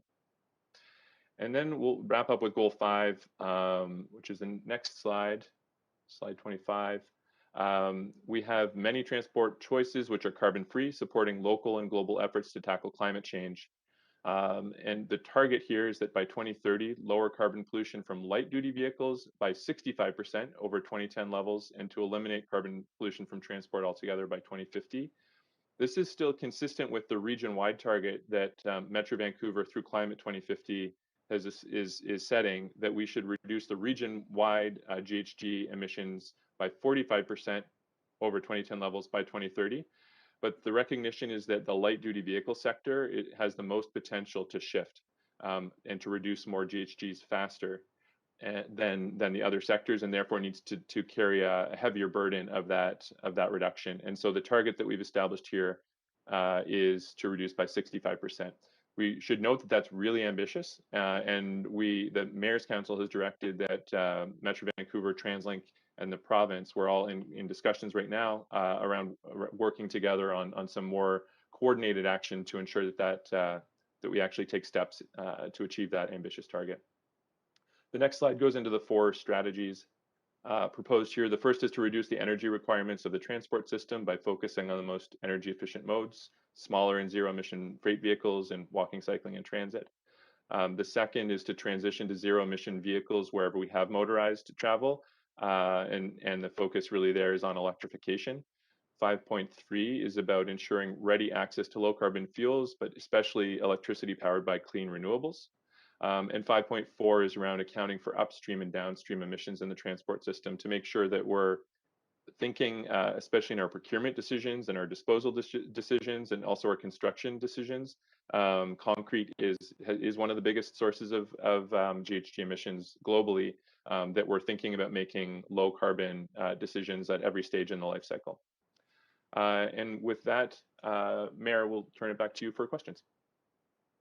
Thanks so much for that. 1, 2, 3, 4, 5, 6, 7, 8 councillors on the queue for questions with 20 minutes. So we'll do the best we can, keeping in mind that we return at 3 p.m. after lunch and in camera. So if folks want to get through all their questions, we're going to have to extend, I think. So Councillor Wiebe, up to 5 minutes, please go ahead. Yeah, first one is talking about making active transportation or the most convenient trip. It talks about making it the shorter trips only. Can you talk about, with the expansion of electric bicycles, the opportunity to expand that beyond just short trips to do medium and longer trips? And I guess a follow-up is recognizing New West wants to do a floating bridge, Burnaby a bridge between City of Vancouver. Like, some of the capital projects to expand active transportation are pretty expensive. Can you talk about TransLink's role in supplying large capital funding for active transportation? Yeah, absolutely. Those are great questions. Thank you for that. Definitely, with the advent of electric micromobility, bikes, scooters, the potential to use those devices to travel longer distances is significantly increased. So that's one of the reasons that we think that regional cycling network, the major bikeway network, those regional greenways are going to be really important connections to help enable those longer distance trips on really safe traffic separated facilities with great wayfinding and conditions. So absolutely. The focus and the goal is really that active transport should be the most convenient choice for shorter trips. It absolutely is going to be a viable choice and a great choice for longer trips as well. But we think there's especially potential for walking, cycling, micromobility to be the dominant choice or the preferred choice for shorter trips. In terms of capital infrastructure, I can hit this one at the beginning, Jeff, if you want to weigh in. The TransLink provides capital cost sharing dollars to municipal governments in the region, the walking infrastructure to transit program, and then the bicycle infrastructure capital cost sharing program, as well as we supply money for active transport through our major road network capital cost sharing as well. So we've substantially increased the amount of dollars available over the last few years from the 10-year vision adopted by the Mayor's Council in 2014. Significantly increased the amount of money available for cost sharing, including it's historically been 50% dollars from the region shared with municipalities. As of the phase 1 investment plan in 2017, for those major bike facilities that are in high potential areas, so in urban centers along the major bikeway network, we're providing now 75% capital cost sharing dollars. The hope, obviously, moving forward is that we can continue to increase the amount of funding available to continue to support, especially those bigger projects to fill in gaps in the major bikeway network that you identified, Councillor Wiebe. Perfect. Thank you. Second one is recognizing the convenience of trying to make transportation as convenient as possible. We continue here in the City of Vancouver about accessibility of washrooms at large transit stations. Can you talk about how this will be a priority moving forward, that we want to make sure that transit is convenient but also an accessible mode for all? Yeah, Jeff, why don't you take this one?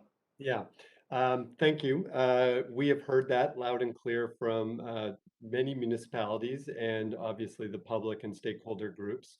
Back, I believe, a year and a half ago or so, or 2 years ago, we did at the board adopt a washrooms policy and framework, which we identified sort of key hubs and the ability to have access to a washroom on our system within 10 minutes of travel time across the sort of major transit network and major bus corridors. So we have an implementation sort of framework. The board asked us to come back and advance that and bring it forward to a future investment plan.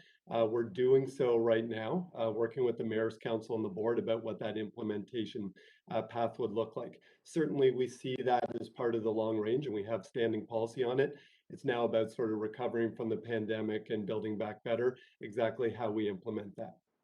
Okay, I got two quick ones. One, there's a goal to move forward to, I guess, more fuel efficient buses, but on November 26th, we've got a report coming to us for 123 new fossil fuel buses. It'll be interesting to know what that transitional strategy looks like.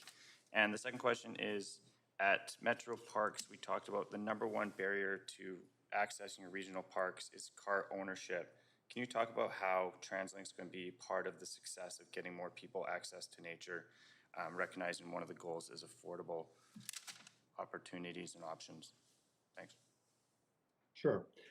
Councillor, so on the first question around decarbonization of our own fleet and facilities, so we adopted a fleet plan earlier this year by the Mayor's Council and the board that puts us on target to reduce our emissions by 42%, I believe, by 2030 of our own fleet, and by 80% by 2050. We'll now be looking at getting to carbon neutral as we adopt, assuming we adopt these targets by 2050. Thanks.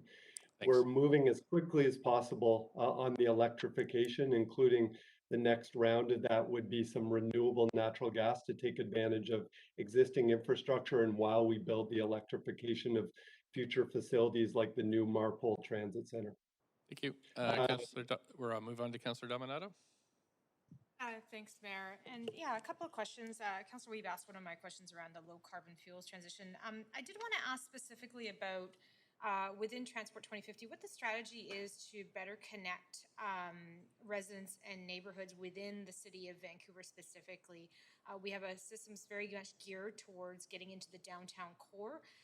But still many people opt to drive because they're trying to move between the northeast quadrant, the southwest, southeast, and there's lacking connections at this time to get to some of the Broadway line, subway lines, other lines. Can you comment on that, what the planning is specifically for movement within the city and improving service and access?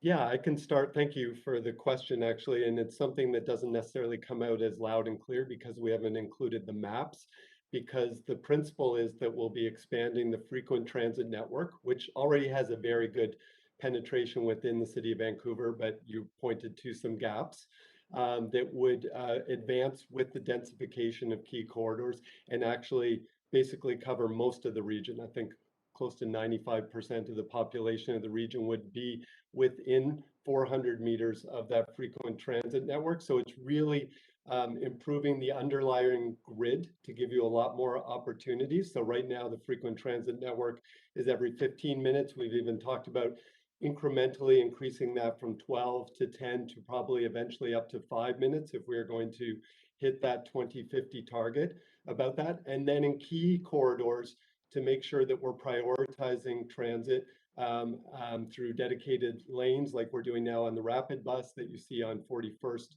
et cetera, so that that becomes a time competitive alternative to driving your own vehicle. Thank you.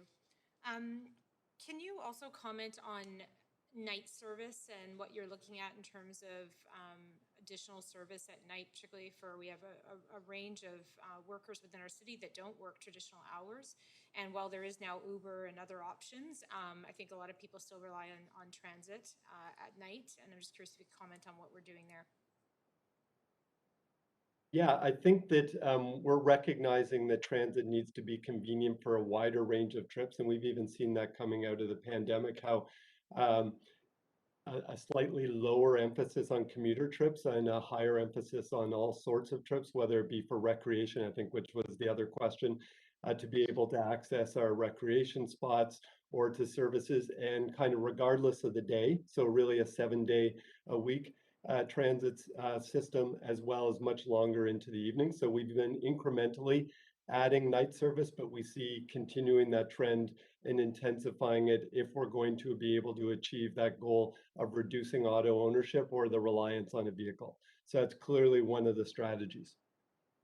I would also add, we also mention using demand responsive transit in targeted applications when it could be more appropriate than fixed route transit. And late night service is one of those areas that has some potential to be useful there. Great, thank you. And then I want to also touch on emergency preparedness in terms of our transit system, just in light of the heavy rains we've seen in recent days, and what is our planning framework for managing our transit system in the event of emergency? I lived through a transit strike when there was no transit available as a university student and couldn't move around, but I can just imagine in the context of a significant earthquake or some of the other issues we're seeing with respect to climate change, that could have a heavy impact on our system. So can you just speak a little bit about emergency preparedness? Yeah, I could start there as well. I think there's two key areas, I think, two key themes that we emphasize in the document. One of them is network redundancy, as resiliency is one of the overall strategic lenses that we're trying to weave through all of the strategies. In terms of the specific question you were asking, I think network redundancy is something that we think we need to build up more of, especially on the major transit network, where today, if there's a disruption, even if it's a minor service disruption, it can have ripple effects across the entire system. So you'll see the major transit network, the fast and reliable network, ends up with this conference will end in creating more 5 minutes. 5 minutes, Enter more of a *1 to grid cancel and continue. in order to give more choices. I'm just going to pause you there while we Sure. sort that out. We're good? Okay, please. So the network redundancy is building more of a grid type system in order to give more routing choices in the event of a disruption in one area. There are other options to route around. And then in terms of seismic and climate and weather related, we speak to the importance of making investments to upgrade and make our systems more robust in order to withstand both more seismic events that we've always been planning for, but in particular heat related events, I think is something after the heat dome this past summer that's really put more prominence on the radar. And there, the question is really how much do we need to spend to make our systems resilient for those sorts of conditions? But we do emphasize the importance of making those investments. Great, thanks. That's my time. Councillor Harvick. Thank you. I'm pleased to see the headline targets in the plan, but I couldn't actually find anywhere where we are at now and how much of stretch it would be to reach those targets. Can you tell us, please, where we are for each of those headline targets? Sure. Yeah, and that's something that we will be including some more detail on, especially as we get to the mayor's 10-year vision, where we'll be doing some more detailed modeling in terms of where we are today and where we think the investments that we're proposing to make over the next decade will get us towards these targets. But in terms of today, about a quarter of trips are made by walking, cycling, and transit. And so increasing to half of all trips by walking, cycling, and transit is roughly doubling. So a pretty ambitious transition. And less than a few percent of auto trips are made by shared automobiles. So that's also a fairly significant growth. In terms of having reliable choices so that we're spending 20% less time stuck in congestion compared to today, that's sort of that particular target is in reference to today. In terms of the minutes spent in stuck in congestion, I can find that for you. But the way that we framed it is whatever congestion levels are today, imagine that it feels something like spring break, where there's actually about 20% less traffic and congestion on the roads than there is during normal times. And that's what we're aspiring to achieve by 2050. For goal number 3, we all have affordable choices. And this one, actually, if Heather is still on the line, I know we, I believe about 2/3 of residents are spending more than 45% of their household incomes on housing and transport combined today. That work, I would point to the Metro Housing and Transport Cost Burden Study, breaks that data down in more detail by renters and owners and by different income levels.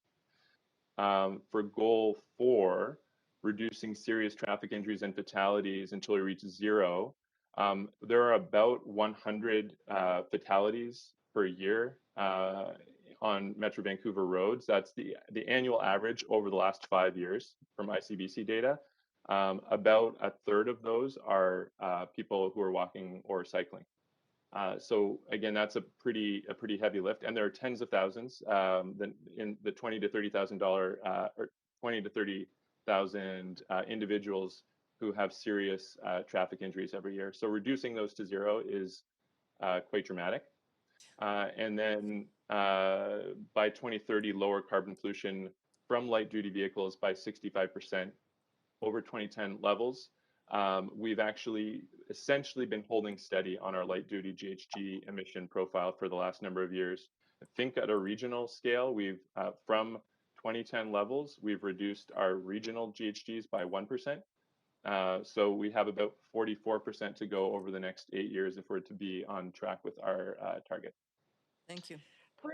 Point of parliamentary procedure, Mayor. Please go ahead, Councillor. Yeah, thanks, Mayor. I would propose to move to extend this meeting past 12 to finish the questions to the speakers, knowing that staff and the speakers would have to come back at 3 otherwise. Okay, thanks. We have a seconder. I see Councillor Boyle seconded. All in favor say yay. Yay. Opposed say nay. Great, thanks so much. Point of procedure, Councillor Dejanova.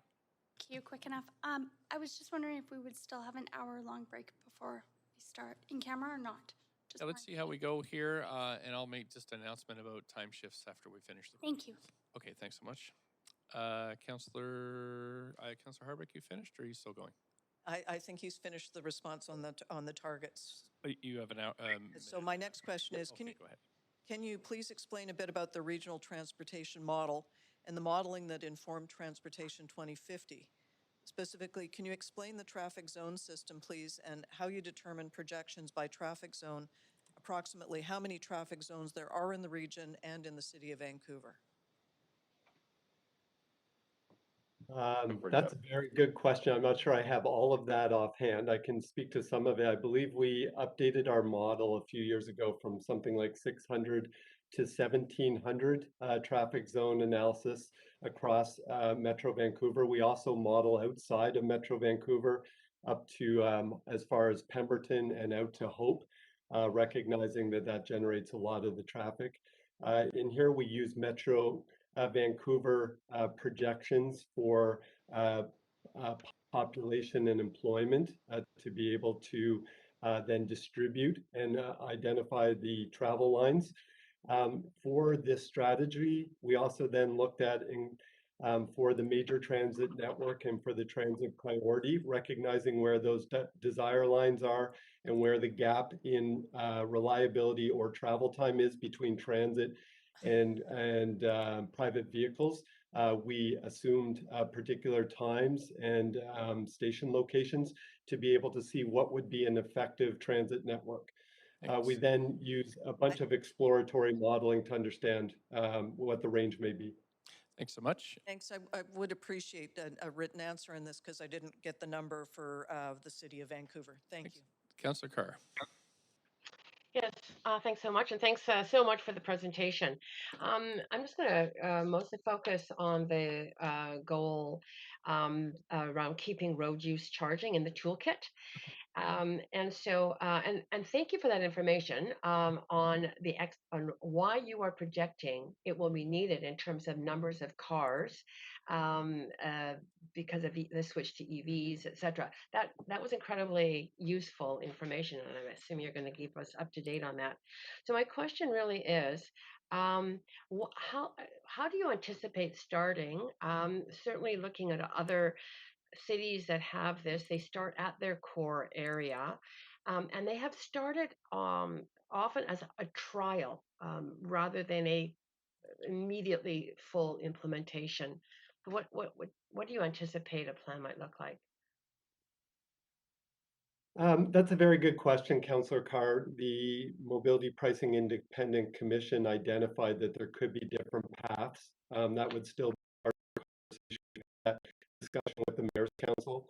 Does the idea of the City of Vancouver proposal as a pilot makes sense and understanding. To your point, many regions have started at a small scale or at least a full scale trial, but for a smaller geographic area. There are different paths to getting there. We're not exactly sure. Within our region, it depends on what problem you're trying to solve. If it's around congestion and reliability, where are those choke points? If it's around greenhouse gas, it might look a little different. So there were several proposals put forward by Mobility Pricing Independent Commission. And that's why we've been asked to work with the City of Vancouver and understand what might be the implications of any approach you bring forward for scaling at a regional level, and what might be some of the distortions at a localized level as well. Do you have any sense, Jeff, on a timeline? Are you looking at the next few years? Like, what's your sense around that? Well, we said in the document that we don't see this being something imminent with it for deployment within the next 5 to 10 years. As we know, it's a very challenging both policy and technical question to undertake. And back to the point about what is the problem that we're trying to solve, a kind of common recognition at a regional level about what that is. We're also identifying that both through the climate action plans of Metro and now the update to Clean BC, that may impact the timing and the need for that, whether it be the electrification of the auto fleet, which Andrew pointed out may actually decrease the cost of driving. And so what does that do to our projections on the road? We'll continue to watch that. Part of the update to the mayor's vision is we'll be looking at the 2035 horizon and how does the system perform there, and providing analysis to the mayor's council and the board and the province. Yeah, for 2035, in my mind, you're talking about congestion charging at that point, having relatively little impact on reducing GHGs because the cars are going to be EV by then if the plans go, accordingly. So if one of the goals is to reduce GHGs, GHGs from transport is the number one source in our region. If that is a goal, how fast could you implement, even on a trial basis, some sort of mobility pricing? I mean, what's your estimating on the best possible timeline? Just one point, Councillor Carr, and the first one, while the region or the province would like to see the majority or all vehicles sold be electric vehicles by 2035 or 2040, vehicles have a long road life, so we will not be anywhere close to that, even if we're very aggressive, unless we did a retirement scheme. On the other piece, Jeff, I can just jump in on that with the data, which is that with the recent commitments from Clean BC to have 90% of new vehicles sold by 2030 BEVs and 100% by 2035. With the vehicle fleet turnover by 2030, we still expect only about 25%, 20 to 25% of the vehicle fleet to be electric, and for there to be internal combustion engine vehicles still operating around, absent any major incentives to retire those for another decade or two. Okay, that's great. I am out of time. Thank you for your answers to my questions. Thanks, Councillor Swanson. Yeah, I have 3 questions. Just following up on the transit to parks. I know one of the main reasons I've kept my car is so I can get to the parks on the North Shore. So is there any plan to improve transit to parks? Yes, Councillor Swanson, we agree. We heard that loud and clear as one of the key values that the public was interested, why they live here, our quality of life and access to parks, beaches, wild spaces, and that there is a huge gap. We also know that we're kind of loving our parks to death, and some of the localized traffic issues, whether it be the North Shore or the Northeast sector, are around not enough convenient options. So we've identified what those key destinations are. There's a map in the draft strategy, and we'll start working with all of our partners on how to improve 7-day-a-week access, whether it be through transit, electrified micro-mobility, or even on-demand vehicles. Okay, you talked about ideas to reduce land speculation, and one of them was the development cost expectation. Do you have any other ideas for reducing land speculation associated with transit? Yeah, I'll refer to, let's see, in the first goal, I mean, much of it is actually around communicating the significant expectations for affordable housing around transit as we're releasing the plans for those major investments. But yeah, those are the big ones. The other one is to make sure that where possible, the public sector is preserving by purchasing and investing in the existing stock of affordable and non-market rental housing around transit, especially to minimize displacement of existing residents. Those are the three big ones we've got here. We would actually welcome if you have any more detailed thoughts on additional actions that we at a regional transportation level could make to include in the draft document. Requiring affordability might be one. So the third question is, you talked about linking transit taxes and fees to ability to pay. How would you actually implement that?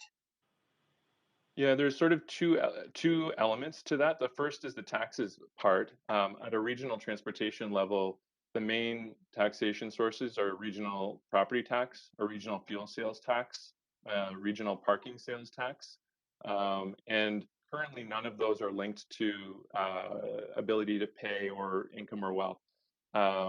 There's the potential to think about ways of adjusting all three of those existing tools to be more progressive.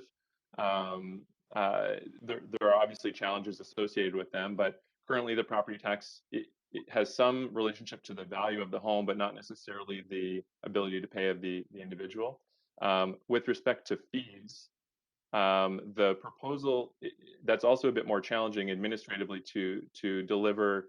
But the idea is if we're building a mobility account, an electronic mobility account, where somebody is able to pay for all services, for example, through their Compass card. The BC Bus Pass is an existing model where, based on an individual's income, if it's very low income, they qualify for a $45 annual bus pass, and that's You have to be a administered senior for the that, province. right? Say again. You have to be a senior for that, right? Very low income and senior, or very low income and with disability. There are a few other criteria, but you're correct that it is a very narrow demographic that's currently eligible for that deep discount. The language that we proposed here is to be able to expand it to beyond not just transit, and also not just for that more narrow demographic, but that across the board fares and fees could be linked more closely to kind of a gradation of income or wealth levels. So for example, if you're, when you get your tax assessment after you've paid your taxes, and it says what your income is, if that was below a certain level, you would have a reduced fare? Yeah, exactly. That would be the outcome of the policy language in the document. We don't specify exactly the implementation mechanism here. It's more kind of putting a stake in the ground and saying, we think this is important to explore further. Let's figure out what's going to be possible. But we have been inspired by a number of our peer regions, Calgary in particular, that a number of years ago, just for transit, not for other services, but for transit, implemented 4 different tiers by income, and so it's based on your provincial federal tax statement. Thanks. You are applying already through programs that the city administers, but could equally be administered by the province, that already validates your income based on your income statement and your tax returns qualify for a certain rate. Thank you. Councillor Black. Thank you. Thanks very much. So just a couple follow-up questions. Thanks very much for the presentation. One, I'm curious what staff's thoughts are, and you did sort of allude to it, that in the in terms of affordability and cost of transit is proving to be more expensive, I guess, at the end of the day, than car share options, depending on the distance. So longer trips, transit makes sense, as you mentioned, but sort of a more car-centric options, car share, ride share, things like that, are more cost effective for shorter trips. I just wonder if staff are finding similar data to support that? And if so, how that's affecting your thinking long-term in terms of how we're planning? Go ahead, John. Counselor, I'm not sure that we're seeing that universally, or that we've done a pricing assessment against the different options, whether it be car share or private yet. I would say I think we've identified for a lot of trips from a convenience and from a reliability and time perspective that either private or shared automobiles are more convenient than transit right now. And so we're trying to reduce that gap. I think back to the point that Andrew was just making on mobility accounts, that's part of what we want to look at, is making sure that people have access across modes. Yeah, no, that's great. And I guess I would then just flag as a parent of a 21-year-old that uses car share and transit to get places and doesn't use a car, it's quite often that it seems, you're right, convenience, but also cost, that car share is usually the preferred option. So I think it's something we should look at. In terms of retrofitting buildings with EV charging stations, or at least options for residents, I see that as quite a barrier for the adoption of electric vehicles more broadly speaking. I just wonder if there's engagement happening. I'm thinking about buildings that might be 15 years old or 10 years old that are trying to sort of manage a resident population that are adopting electric vehicles, but just really don't have the infrastructure in their parkade set up to manage it properly. And do we play a role in that? And if so, what would that look like? Yeah, that is a good. I'll take that, Andrew. I think it's a very good point, and this is the role that TransLink plays as a convener of these discussions. It's really more in the municipal and provincial realm as far as planning requirements or pricing incentives, et cetera, that go forward. TransLink has been using our Regional Transportation Advisory Committee of all the municipalities and agencies to really convene what are some of the, or identify what some of the obstacles are, exactly what you mentioned. But that's really more in the municipal realm to be able to look at it building by building and district by district. Yeah, it just seems, yeah, exactly. There's a good, it's an opportunity when we're talking about this in terms of uptake, how the local municipal direction can affect this. I just have a question, follow-up is around goal 3 and in 3.4, you speak to sort of local business and providing, the wording exactly, but around economic opportunities. I was just waiting to hear more detail in the presentation in terms of what that looks like. I wonder if you could expand. Sure. Goal 3.4 around helping people and businesses connect to more economic opportunities is really reflecting that another important aspect of improving affordability is to increase incomes, and increasing incomes is about economic development, making sure that people have access to good jobs, and that actually when we talk about economic development and transport's contribution to it, the most important contribution is making sure that people have access. So really, actually, a lot of the strategies that we describe elsewhere in terms of improving walking, cycling, and transit connections, making sure people can get around reliably and affordably, are ways to support better access to jobs, so that businesses have a larger pool of workers to draw on, that individuals have a larger pool of jobs to choose, and businesses can more easily connect to markets and customers. So those are kind of the 3 angles of transport and economic development that we just kind of package up to make sure we put a spotlight on them here. We also talk about supporting a thriving transport workforce and the transition through technology, but those are the key things, I think, in response to your question. Okay, I do have one more question on bike storage, but I think I'm out of time. You're out of time? Yeah, okay, well, maybe I'll leave it there. Thanks. Councillor Kirby-Young? Yeah, thanks for the presentation. I have 3 questions. The first one was with respect to goal 4, safe and comfortable choices. And you referenced 40 kilometers an hour being more ideal in terms of improving safety and getting to Vision Zero, and referenced Vancouver's work on slow streets. I'm wondering if you can speak further as to how you see advancing that goal collectively, given I know in our pilot some of the challenges have really been around the provincial requirements are quite onerous in terms of signing all streets, each municipality sort of doing it individually. Can you provide comment on that? Yeah, we're very interested in supporting a conversation across the region and with the provincial government to, supporting the work that City of Vancouver is already doing in that area to help turn at least 40 kilometers an hour into a default speed limit.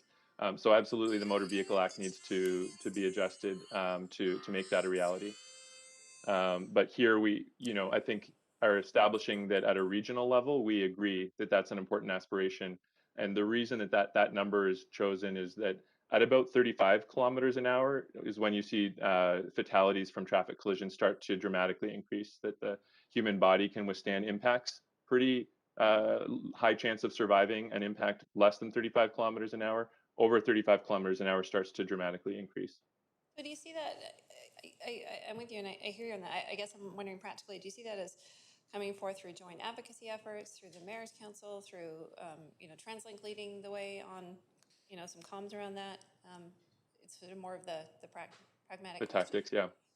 I think this is the point of this plan is it's supposed to be in the collective voice. And in fact, the back of the document includes an appendix about who has sort of responsibilities and support for each one of these items. And we've done this painstakingly with the province at the table, with the municipalities, with other agencies. And we've also had Mayor Cote and our chair working with the ministers, as I pointed out. So while it's a TransLink and regional document, certainly our hope and what we've heard is that the province endorses in principle where we're going with this and can help make this a reality. Okay, thanks. But I think at every opportunity, if we can push that message with the province, for sure, it helps. Yeah, absolutely. I'd be interested to hear more about that. Moving on for time, I was really glad to hear you mention micromobility and sort of the increasing importance of that. And I'm looking at sort of goal 1 specifically in terms of increasing convenience. But you referenced it verbally. I don't see any explicit language articulating the goal that actually speaks to micromobility. And I'm wondering why, given this is sort of a long-range vision document, and we see that becoming more of a mode choice or an option. Yes, and it should. I will locate where it's found and follow back up with you. But we do, as 1.1.5, I think on page 28 of the document, improve access to shared micromobility by enabling safe, convenient, accessible, interoperable services well distributed throughout all of the urban parts of the region to support short local trips within urban centers and longer trips between urban centers, Okay, is how that's framed. So yeah, there's some good. 1.5. Okay, and One, then 1.1.5, yeah. yeah, I'm just noticing that in sort of the headline targets and the higher level language, we're not sort of advancing that language. We have sort of the standard language around walking, cycling, transit. So I'm just raising that question. Follow up on that in terms of sort of interconnected shared services. Explicitly, then, do you advocate for or support for higher shared mobility services?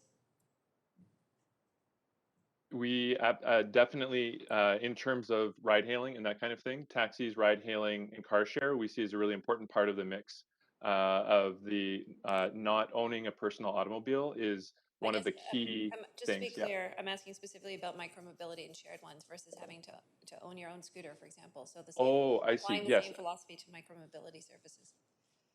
Yes, shared. In fact, that's how we frame it in the document. Shared micromobility services we'd like to see available across the entire urban part of the region. So, like Mobi, expanding that to the entire urban area.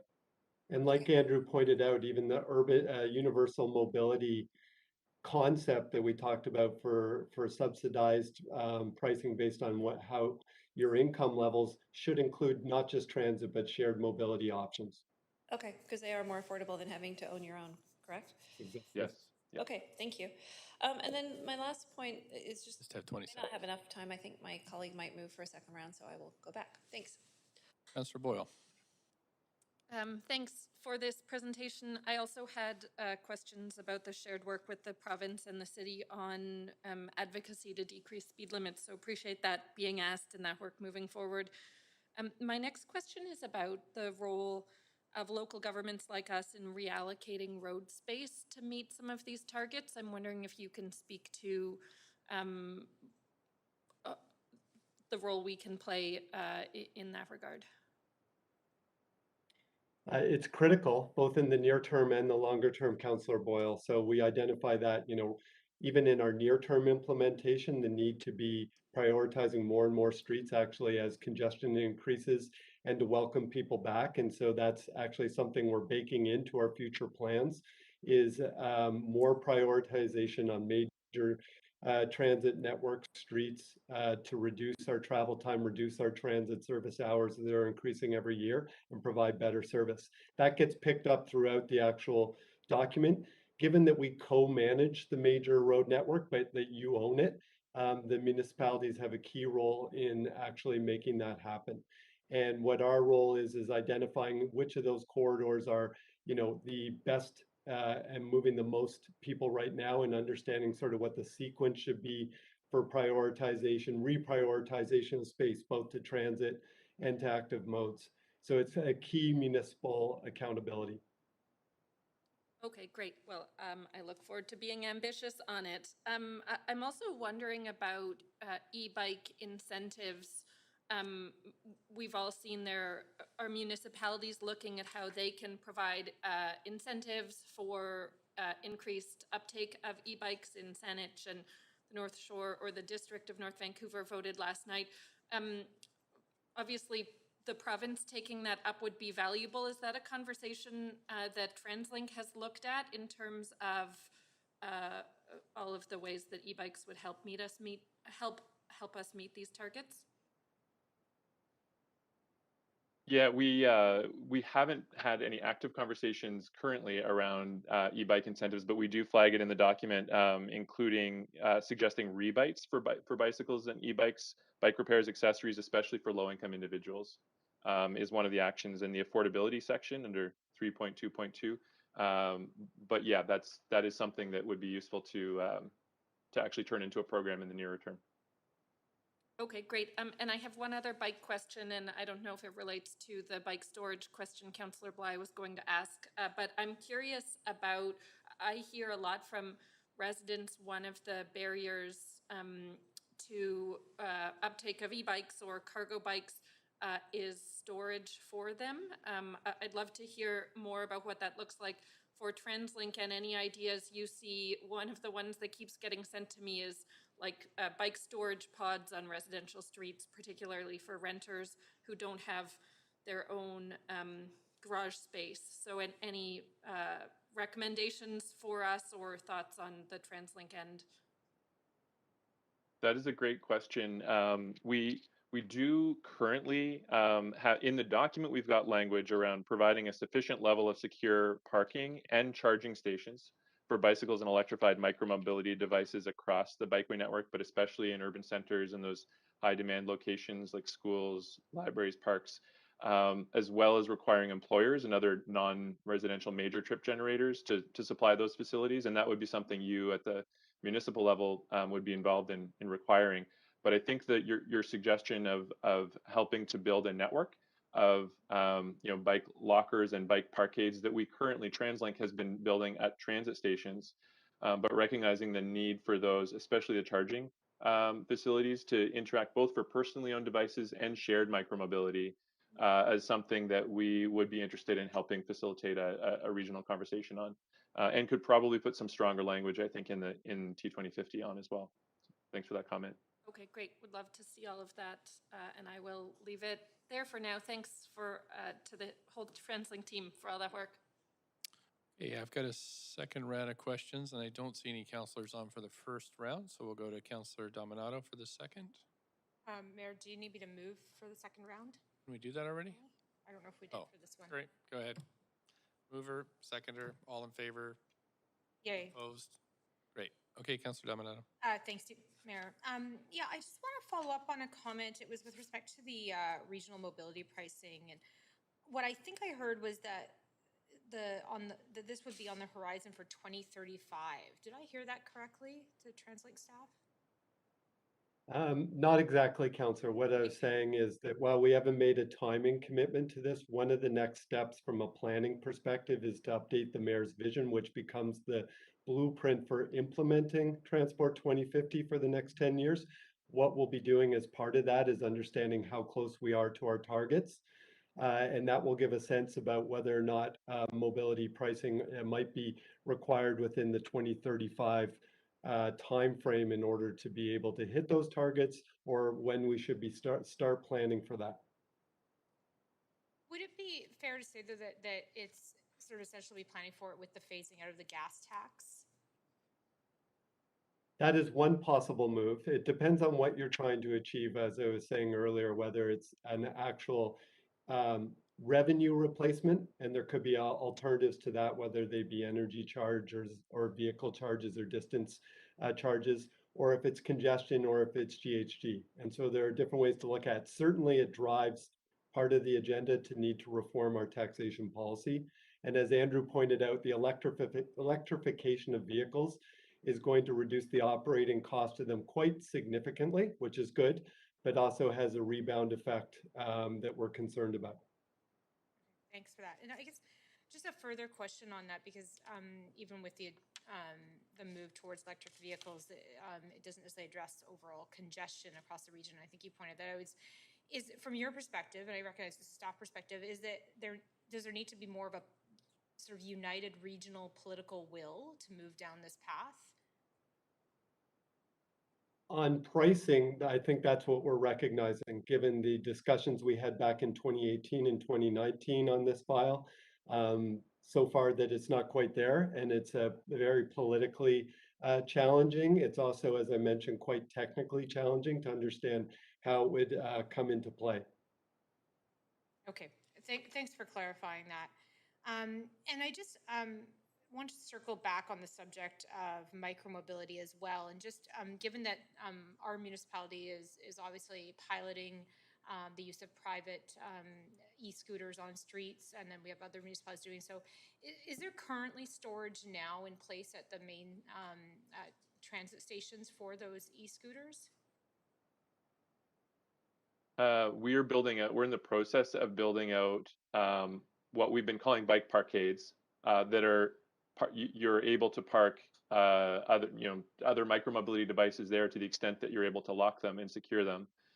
We don't currently have electric charging at the network of parking locations, but that is something that's on our work plan as well. Over the medium term, we actually have sort of a broader challenge of electric charging capacity at stations. But as part of a broader regional strategy and station upgrade strategy, our goal is to be able to have electric charging capabilities. Okay, great. And then last question, you mentioned importance of safe, secure travel. In terms of your consultation, what did you hear from the public and from municipalities about public safety on public transit? Yeah, that was definitely something that, especially with the focus on social equity and recognizing that, in particular, disadvantaged individuals and communities, people of color, women, especially identified safety and security on the transit system, traveling alone late at night, as major concerns. And so some of the language that we've tried to describe here in terms of whether it's crime prevention through environmental design and more active uses, better lighting in urban design, as well as training for staff to make sure that they're looking out for those sorts of circumstances, is the kind of actions that we've identified here. But it definitely is an issue that we heard raised during consultation. Great, thank you. I think that's my time. Councillor Kirby-Young. Yeah, thanks. Councillor Dominatus, my question's about mobility pricing, so I'll keep it brief because I know we've gone over. I just wanted to follow up on the one question earlier with respect to that was asked to answer the hub and spoke and connecting people that are in the different quadrants of Vancouver, but not necessarily close to rapid transit. And you had stated, I think I heard, that 95% of the population would be within 5 minutes of the rapid transit grid. I'm wondering if you can just clarify 5 minutes by what mode? How is that measured? Thank you, Councillor. Just to clarify, it was within the frequent transit network, okay. Which increasingly may look and does include rapid transit system, but 5 minutes would be by walking. And so we look at it from the grid system. Do you have access to a stop? Okay, and you don't see that being a gap in some areas, such as sort of in pockets of South Vancouver or further on the west side, for example? They haven't Oh, sort of identified sort of some of those, because that's part of one of the challenge that I hear is that depending on how able-bodied you are, who you have to take, if you have to haul kids or you have to hit multiple locations, it can be a challenge. yeah, absolutely. I'm not saying we're at that point now. That is what we need to aspire to. And I think you're absolutely right. South Vancouver has the pockets within City of Vancouver boundaries that are probably the longest walk, and which may not at this point be convenient. And it may not just be walking, it may be also access via what we were just talking about, micromobility or other modes to be able to get there. So yes, there is a gap. Part of that would, the part of the next steps would be filling in the gaps, and that's where the mayor's vision comes in. Okay. I'm going to leave it there for time. Thank you. Councillor Hardwick. Thank you.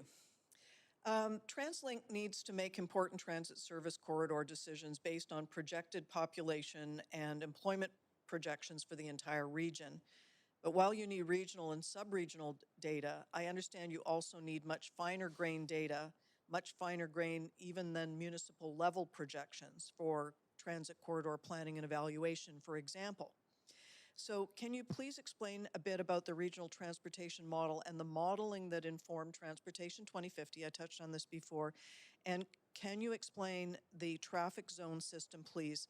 How you determine projections by traffic zone, approximately how many traffic zones there are on the region, and we went from 600 to 1,700. And again, I'm looking for those numbers for the City of Vancouver specifically.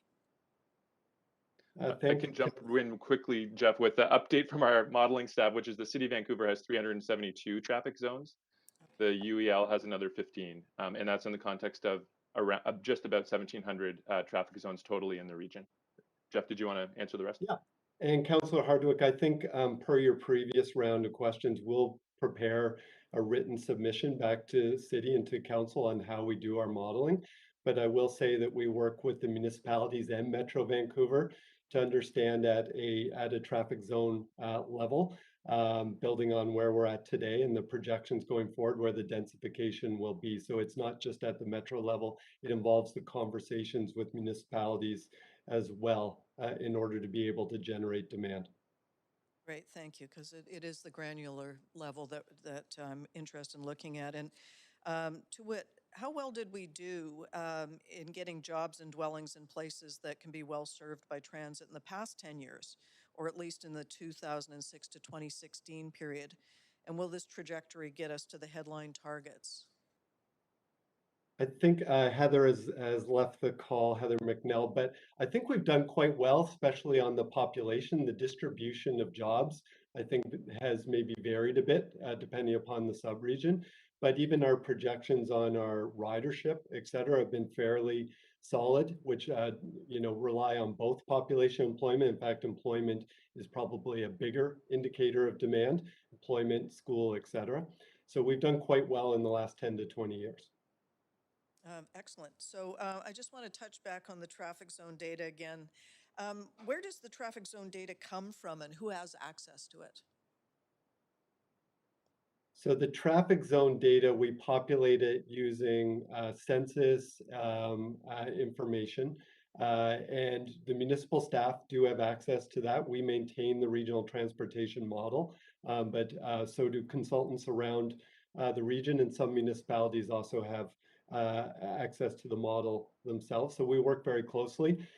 Through our Regional Transportation Advisory Committee, we actually have a modeling group that works with municipal and traffic engineering and transportation engineering staff to make sure that the model is fit for purpose and is incorporating the latest, whether it be OCPs or zoning, et cetera, into that.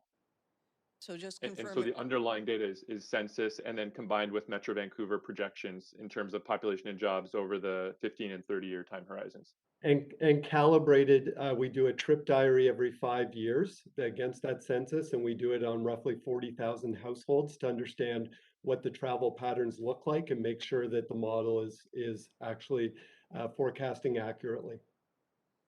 So do municipal staff also have access to this data? Yes. You noted the consultants do, but our staff do as well. Okay, great. Yep. I'll look forward to some further detail on this. Thank you.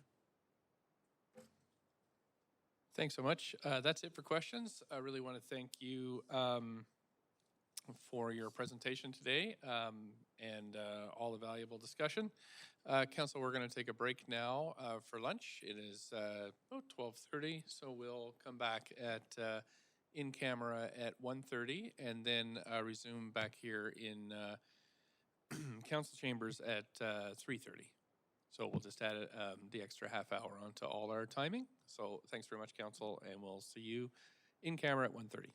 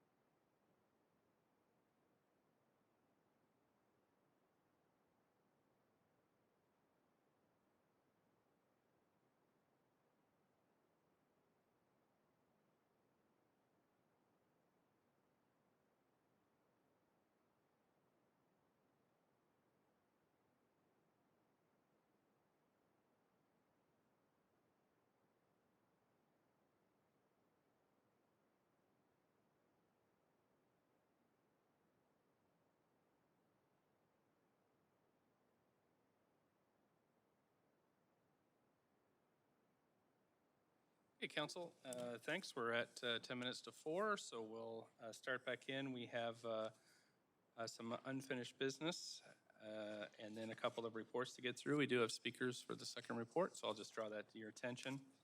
The first item of unfinished business is the streamlining rental around local shopping areas. I won't read the whole title. Just to remind you that on November 2nd, 4th, and 9th, Vancouver City Council had a public hearing on the above noted matter. And on November 9th, following the close of the speakers list and receipt of public comments, referred closing comments, debate, and decision to council meeting today as unfinished business. Council members who are not present at the public hearing must confirm that they've reviewed the proceedings of the meeting, and if they wish to vote on the enactment. Councilors Dejanova, Dominato, Hardwick, and Swanson were absent for portions of the items after 10 p.m. November 9th. I'm just going to go through the list. So, Councilor Dejanova, have you reviewed the proceedings and will you be voting? I have and I will. Thanks very much. Councilor Dominato? Thank you. Councilor Hardwick? Thanks. And Councilor Swanson, we've got you online. Yes and yes. Okay, thank you so much. So we won't have time to complete this item considering this application today. So staff recommend that this item be postponed until December 14th at 3 p.m. Would someone like to move a motion? Postponement. So, second. Okay, thanks. Moved by Councilor Dejanova, seconded by Councilor Kirby-Young. So let's just try and May I speak to Nora it? vote. Can I speak to it, Mayor? I'll put myself on the queue. Just trying to check with the clerk.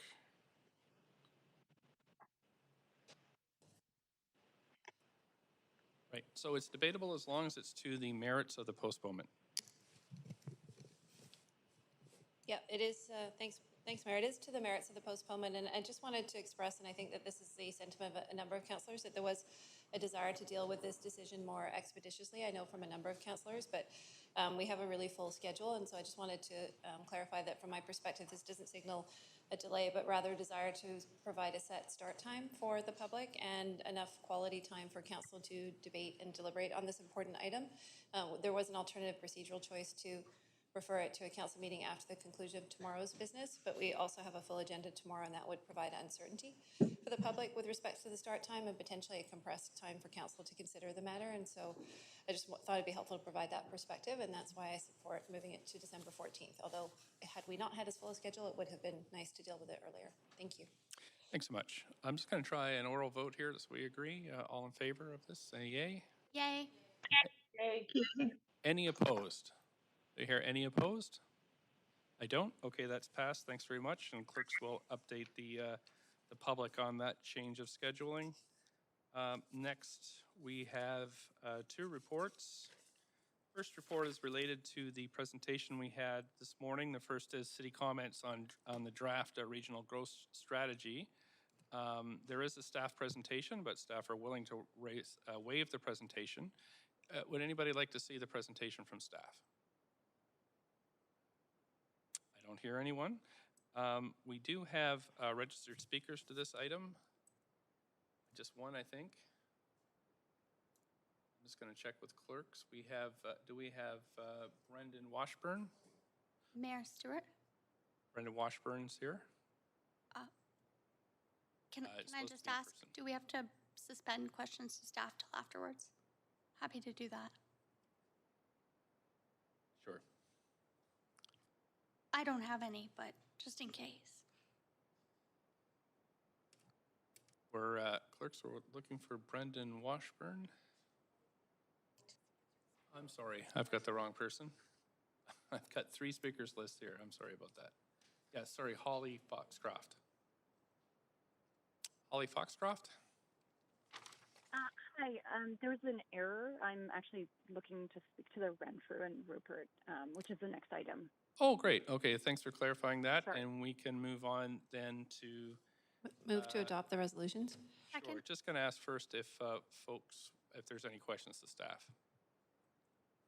I've got Councilor, nope, no. I don't see anybody on the queue. So can we have a mover then? So moved. Young moved. Second. Second, thank you, Councilor Dejanova. Any discussion on this, Council? Then we've got a moved motion now. I don't see any discussion, so we can call the vote. We'll have a recorded vote on this.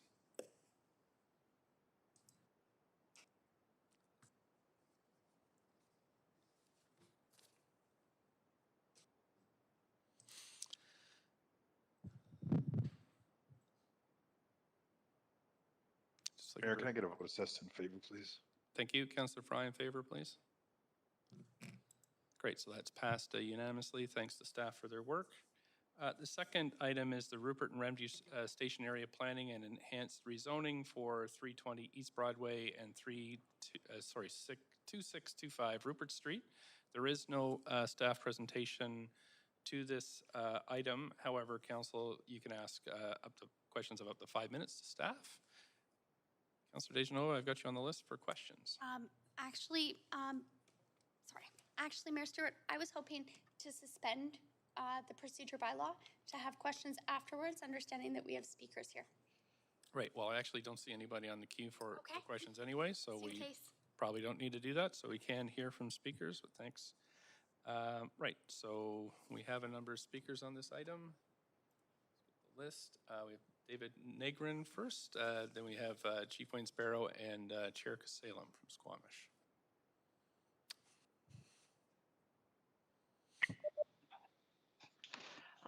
Point of procedure, Mayor. Yes, Councillor Carr? Yes, I'm just wondering about the previous item where the speaker, registered speaker, Holly Foxcraft, stated verbally on the record that she had intended to sign up for the next item. And I'm just wondering how, if that can be handled or if that cannot be handled. I think she was, not this item, but I think she was registered to speak for a different item. So perhaps the clerks could reach out and see if we can make that change. And I've got a head nod, so we're going to do that. Thanks, Councillor Kerr. Appreciate that. Thank you. Here we go, sir. Up to 5 minutes. Thank you. Good afternoon, Your Worship and Council. My name is David Negrin. I'm the CEO of MST Development Corporation for Musqueam, Squamish, and Tsawwassen. I wanted to start by saying how well MSTDC and the MSTDC nations have been working with your city staff, with the City of Vancouver and staff, and I think that's really important for everybody to know today. Through reconciliation and accommodation, we feel at MST Development Corporation and the three nations that working with you, Mayor and Council and your staff, that we've really made progress in Vancouver in terms of reconciliation. I've been involved in a number of major developments for the past 30 years in Vancouver with your planning department, and I can tell you that this relationship has been excellent, and I think it's important for everybody to know that. MSTDC, the Musqueam, Squamish, and Tsawwassen Nations, Canada Lands, are currently working with Teresa O'Donnell and her staff in the rezoning of Heather Street and the Jericho Lands. It has been a strong collaboration between all three parties. And both of these projects, Heatherlands and Jericho, will bring Indigenous housing along with market housing, rental housing, social housing, attainable housing, and retail to these sites. The projects are really important to the nations because not only is it housing for people, for all people in Vancouver, but also Indigenous people that live on reserves will be living in these projects. So the relationships that the nations have formed with your government and staff are extremely important to the success of the MST nations in Vancouver. It's truly a collaboration that addresses the strong need for reconciliation with the nations, rights and title of lands that they own for hundreds of years that have come back to them through both provincial governments and federal governments. And therefore, it brings us to this site today, the liquor distribution site. It's another example of a site that the nations have acquired through reconciliation. It's located near transit and can be instrumental in addressing the housing issues that Vancouver has today. We know that there are many hurdles on this site, i.e. there's waste management that's required for the Still Creek, but we believe working with your staff, with Teresa and with Cynthia and others, that we can make this work. The nations understand the need for different levels of housing. They understand the need for light industrial on this site. So this site will still accommodate light industrial. It won't be taken completely from the site, and that's important, I think, for council to know today. But also, we will be providing, again, Indigenous housing, rental, attainable, and market housing on this site. I would say this, and again, I'm going to keep this short. Recognizing the MST nations as a solution is really important. They're a solution to address housing issues in Vancouver. It also is a unique opportunity to continue building a government-to-government relationship. And that's what this is today. The nations see themselves through UNDRIP as a government, and that's working with you, the government in Vancouver. And that's extremely important because that's progress in dealing with First Nations, it's progress in the world. And I really believe this is a catalyst for others to see how nations and governments can work together. So it really addresses the damage that was caused by expropriation of lands that happened over the last 100 years. And this is the opportunity where two governments can work together and bring housing to Vancouver. It's also a way for nations to bring jobs and procurement to their people and not rely on governments to support. It's called self-reliance, and that's what the nations are looking for. So again, I thank you for allowing me to speak today. Chief Wayne Sparrow will be up in a few seconds, but I think this is an extremely important project for all of Vancouver, and I can tell you it's extremely important to the nations that I work with that we bring housing and we're seen as a solution and not a handout. We want to be a nation. They want to be nations that are business people and they want to be successful. So thank you very much. Thank you. Do you have some questions though before you leave? I have Councillor Kirby-Young and then Councillor Wiebe. I think it's 3 minutes on these. Mayor, I think you're muted. No, I'm not. Go ahead, Councillor Kirby-Young. Yeah, thanks for coming to speak to council. I appreciate it.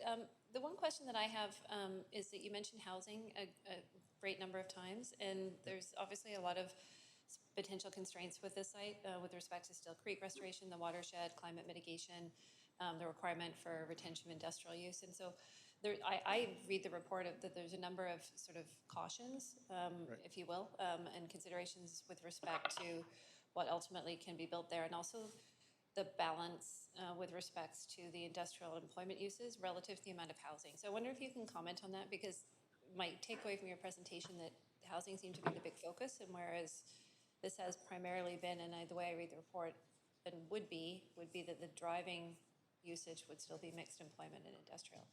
Yes, correct. And as I said, I'd answer you this way. I've been involved in a lot of major projects throughout Vancouver, and mixed use is extremely important for the success of a project. So the light industrial here will work.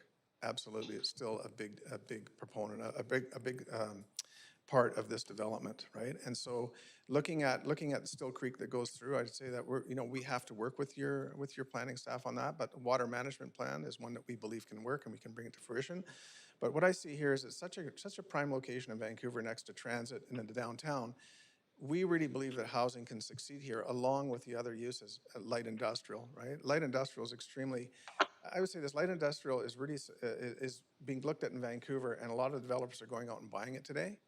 But I can tell everyone in this room that most of the investors are ones that don't have to pay foreign buyers tax. We see this as real light industrial. People can live and work in the same neighborhood. And I think that's the success of a neighborhood, is that you can live in this site and you can also go and work in this site. And so the two mix together, I think, very well. You think that it could be potentially kind of a showcase for a new way of doing industrial and combining those uses? Because I know that there's also some cautions around which uses are compatible. Yeah, I think absolutely. I mean, you see the world today, everyone's working from home. So the closer you can work, if you're living on this site and you can go and you could be an artist, which is light industrial, right? You could be an iron worker, you could be whatever. I mean, there's so many different uses here under the term light industrial that we believe that there's a good mixed use for people to live and to work at the same place that they are. I mean, the success of neighborhoods is where you can do everything, right? It's not just having to get on transit and then go downtown. So we like that. Okay, and then one other quick question, 20 seconds. Limited time, is just, do you feel that there's alignment in terms of the desired amount of housing on this site relative to what's required or permissible within the policies? Or sorry, I missed alignment. do you feel there's alignment between, from MST's viewpoint versus staff's around the amount of housing that could be provided on this site? Oh, they're definitely. We're here to work with staff and figure that out, right? I mean that's why I stressed. I've never seen such a good working relationship between a developer and the staff and Teresa and her staff. We're working together. You know, there's hurdles on this site, but we know that we can get through them by working with the city. I don't want to cut you off, but that's my time. Thank you. Okay, thank you. Thanks so much. I just, before I get to Councillor Wiebe, just for the folks, councillors that are calling in remotely, could you put yourselves on mute, because I can hear some noise in the background, or someone else back there is not muted, so if you just double check, that would be great. Thank you. Councillor Wiebe, up to 3. Yeah, no, it's really exciting that you're saying that we're going to co-create this project. For me, the Central Valley Greenway is a critical active infrastructure. Can you talk about the interface that you have an opportunity with this large project to better interface with that greenway? Well, I think that's one, you know, I always say this, you have to sit with people and work with them and find the right solution in order how you bring that all together. And so from our point of view, it's really, what I want to stress here is the nations want to sit down and be, as I said, a solution to this. So again, yes, that's important, absolutely important. And again, I don't want to say how we do it right now, but it's key that I want you to understand that nations are here to work with you, right? Even though these are lands that are theirs. And so we have to sit down and figure that out, right? Okay, and that's the same with the Still Creek restoration? It's same with Still Creek. We know there's a water management plan that has to happen there. That's first and foremost. We've been dealing with your staff on that, and so we have to make that work. And again, this is a step-by-step process. And what we're asking today is allow us to continue to work and bring this to fruition. I mean, what a great project to put together. It has hurdles. Any project has hurdles. You just have to work together to make them work, to make them successful. But it also has huge opportunities in the rest. Huge opportunities. Look, this is a project that the nations are coming into. We knew when we took this site, my job was to evaluate the site. This was not an easy site, but the one thing I loved about this site was the location and the mixed use that you can put on it. The SkyTrain's there, light industrial. I love the idea of having light industrial and residential and different types of housing, you know, rental, all in one place. And this site is perfect for it. So, I mean, again, we have to work together to make it a success. Perfect. Thank you very much. Thank you. Thank you. Councillor Swanson, up to 3 minutes. Yeah, I just wanted to ask if there are profits from this project, will they all go to the MST nations? Yes, we have a developer as a partner. My mandate when I came to MST was for the first few projects to partner up with a developer. The developer on this is Aquilini, and therefore the nations own 75% of this project. They are the lead developer in this, and so the nations get the majority of the profit, and obviously Aquilini, because Aquilini is there. It's really important to note that Aquilini is putting up all the cash and all the guarantees, which allows the nations to build their financial wealth that they can now move. My mandate is in 5 years from now, the nations are doing their own projects. So yes, the majority of the profit goes to the First Nations. Okay, thanks. That's good. Thanks. Councillor Dejanova? Thanks. Mayor, looking at the time, I was going to offer to move the recommendation. Or no, we have more speakers. That's right. Sorry. That's right. That's it for questions. Thank you very much. Thank you. Next up, we have Chief Sparrow.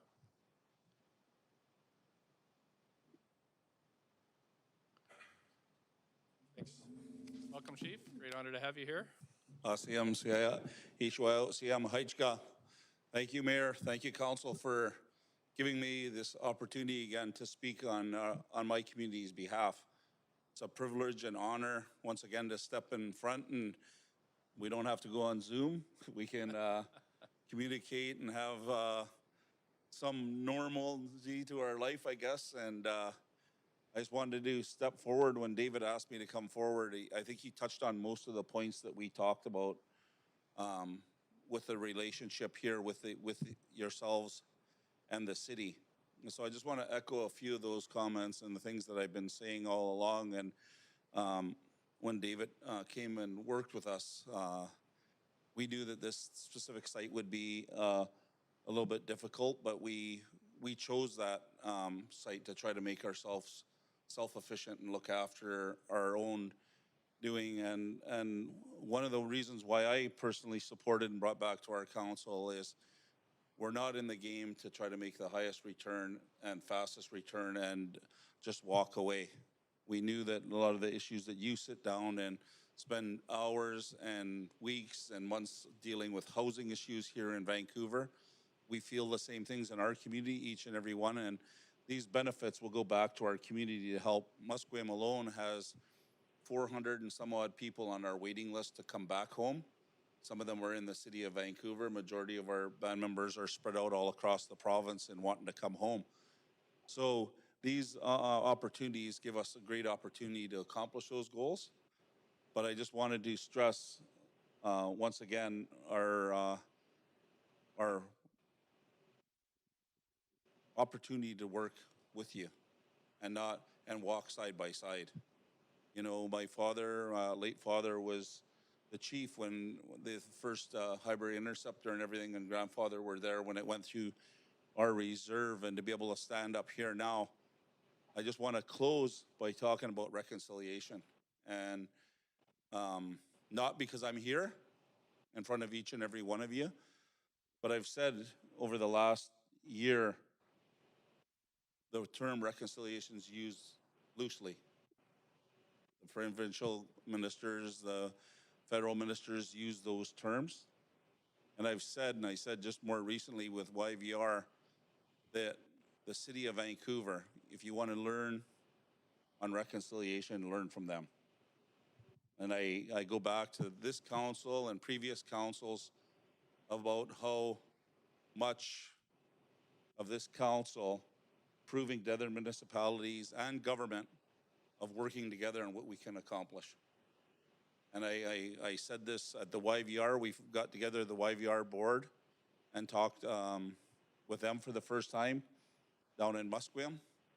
And I want to stand in front of you once again on behalf of my community and talk about how proud I am of coming here and working along with you. And it's your guys' leadership, not just in the city, the whole province and Canada for that sake, of being the leaders when the Olympics came here in 2010 and carrying on to this day, the leadership that you show on reconciliation. And I think there's one group that has it right, and you guys are the ones. And I think that everybody from the federal and provincial government and other municipalities can learn from you. So I wanted to say that from the bottom of my heart on behalf of my community and thank each and every one of you. And hopefully we can work with your staff. The staff here has been great, not just with MST, with the Musqueam issues that have been raised. And I want to acknowledge and thank the staff too for all their hard work. So, Aichka, thank you. Thank you. Don't see any questions for you, Chief, but thank you very much for coming in. No, we're good. I have third on the list. I have Kasalem, the chair of Squamish, but not here today. I was just wondering if he was remotely. Okay, thanks so much. Not here. Oh, okay. Sorry, we did have one more speaker. Actually, you have to be a registered speaker for this. I'm sorry, we have to, by our regulations, you have to be registered. So, and actually, I'm not supposed to talk to the gallery. So, thank you. Do the judges follow the law? You can send a written correspondence through our webpage if you'd like to do that on this item. We will be doing that, but the matter is of great importance. I'm sorry, assaulted. I'm sorry, I can't.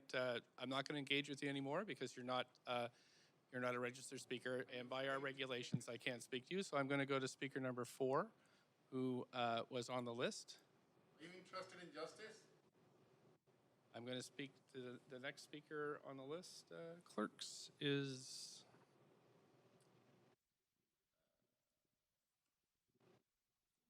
yes, Holly Foxcroft. Holly Foxcroft, are you there? Hello. Hi, Mayor and Council. Thanks so much for hearing me today and allowing me to provide you with a bit of feedback about the Rupert and Renfrew stationary plans. I'm a resident of the Renfrew Heights neighborhood. I live at 25th and Nootka, which is another thing. Why isn't it New Chalmers? But that being aside, I'm really interested and excited in seeing these station area plans go forward. I think this is a really great opportunity for our neighborhood to really kind of maximize both the transit opportunities that we have available, but also to improve a lot of the way we move within our community. We have a lot of streets that don't have sidewalks on either side. We have a very poor cycling network and cycling network connectivity. While Central Valley Greenway is an important east-west connection, the north-south connections that exist, particularly around the station areas, so I'm thinking about Slocan, Rupert, and Renfrew are all partial connections and really could use a revisit to thinking about how the network could be improved in this area of the city. And I really, I see that there's been a lot of uptake in people in other areas of the city where they have had improvements in their cycling networks. And that's definitely something that I believe this area would benefit from. Further, I think it's a great opportunity for there to be a greater mix of housing. I live in a duplex that is walkable from SkyTrain station, and I really look forward to there being a greater mix of housing types so that people can choose to live not only in potentially an apartment or condo that they might be renting or owning, because otherwise really the only choice in our neighborhood is single-family homes or duplexes. So I think there's a great opportunity there.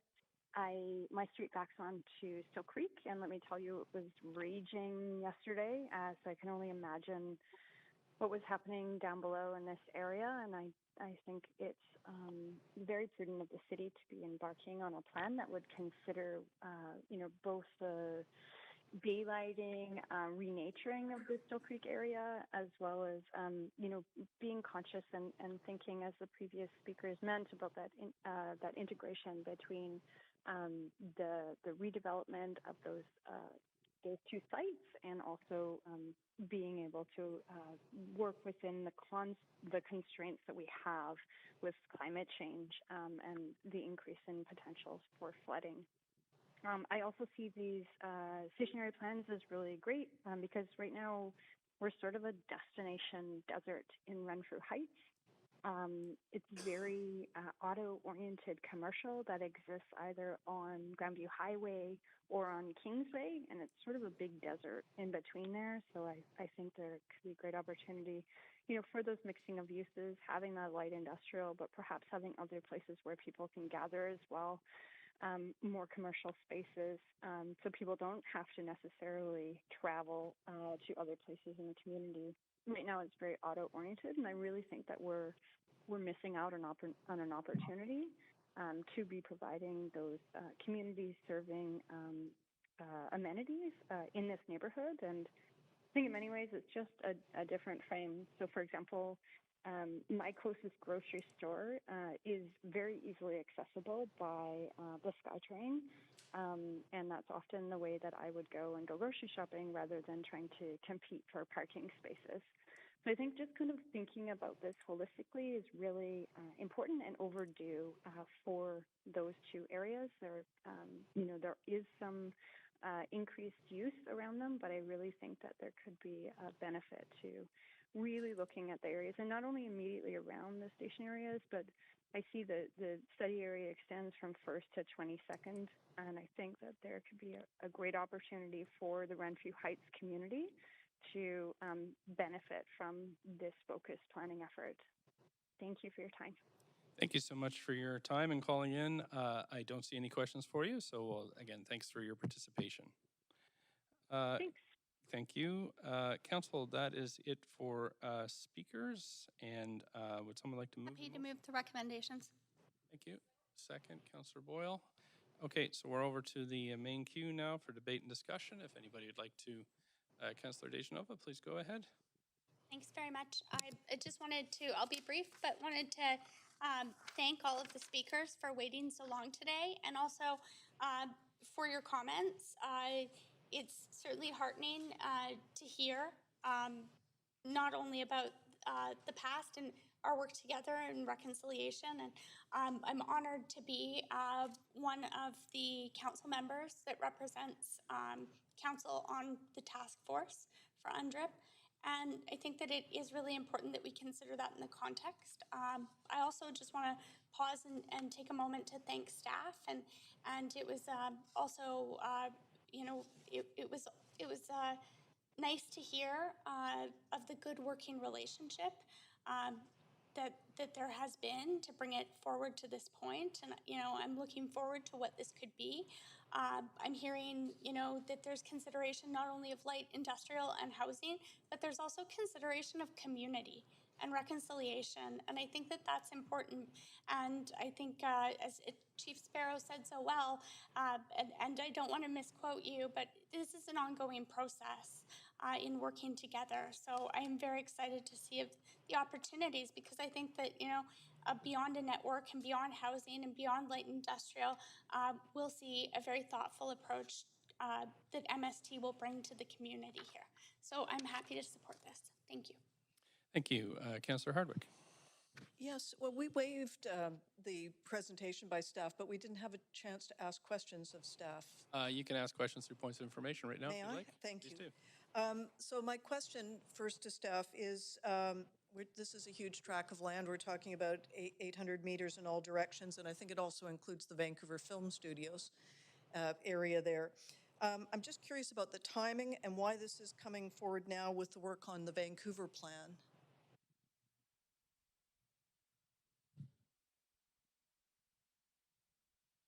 Thank you very much, Councillor Hardwick, for the question. Neil Rashowi, AD for Community Planning and PDS. We have an opportunity right now to align the area planning work with the Vancouver plan. The timeline, the proposed timeline for the planning effort for Rupert Renfrew is connected to key inputs from the Vancouver plan. For example, we wouldn't move forward with public engagement until Council has had the opportunity to approve the draft Vancouver plan. So we'll be working very closely with the Vancouver plan team to ensure the policy directions that have been approved by Council are being embedded into the Rupert Renfrew Station area planning work. Thank you. Just as long as it isn't a cart and a horse situation. No, we thank you very much for that. We appreciate the opportunity to also to bring to the community early discussions about how the Vancouver plan could land in neighborhood, and we find excellent alignment around the Rupert Renfrew Station areas because of the opportunity to partner with the MST Development Corporation and the nations, as well as really critical ecological work around Still Creek that should be moving forward as soon as we can. In addition, this does represent significant opportunities for the Climate Emergency Action Plan, Big Moves 1, 2, 4, 5, and 6. And so we feel that there's lots of strong rationale to move forward now with this plan. Okay. What are the impacts on industrial lands? We've got railway tracks there, CN, I think. Just want to assure, again, we've talked a lot about our shrinking industrial land, and I just would like a little bit more from you on that, if we could. Thank you very much, Councillor. Yes, the industrial land, as the report outlined and as Councillor Kirby-Young highlighted, is limited in Vancouver, and the industrial sector is growing. And so we need to make sure that we make the most of every parcel of land we have left to us. And so staff is very conscious to make sure that we do not erode the opportunity for industrial land to be providing diverse jobs to Vancouverites moving forward into the future. Okay, one final thing is there's a large lot just east of the Broadway Tech Center on Renfrew, just east of Nootka, has a CD1, but... Sorry, I'll just pause your clock there. Good. Okay. Yep. Okay. I'm not sure if that was the source, but so I understand it has a CD1 zoning, but no new offices were built on the site.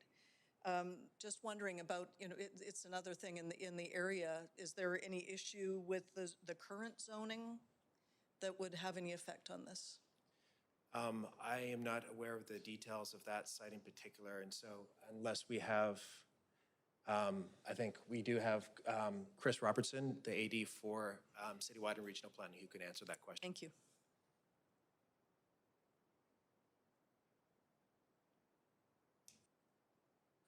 Good afternoon, Mayor and Council. Chris Robertson, AD of Citywide and Regional Planning. While we can't speak to specifics of a site that could be an inquiry, we do acknowledge that there is a CD1 on the site next to the liquor distribution branch, and that there may be interest in looking at other alternate uses that would be more actually in line with the industrial zoning that's there. So you are considering the impact of this on the surrounding area as well? That's correct. We would be looking beyond just the site. Great, thanks, Chris.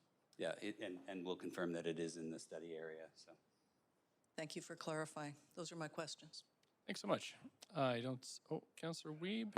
I've got one question, and it's on the Still Creek watershed. It talks in the plan that the engineering work associated with the enhancement fund is not included in some of this work. Can you talk why it's not included, recognizing the importance of that watershed work?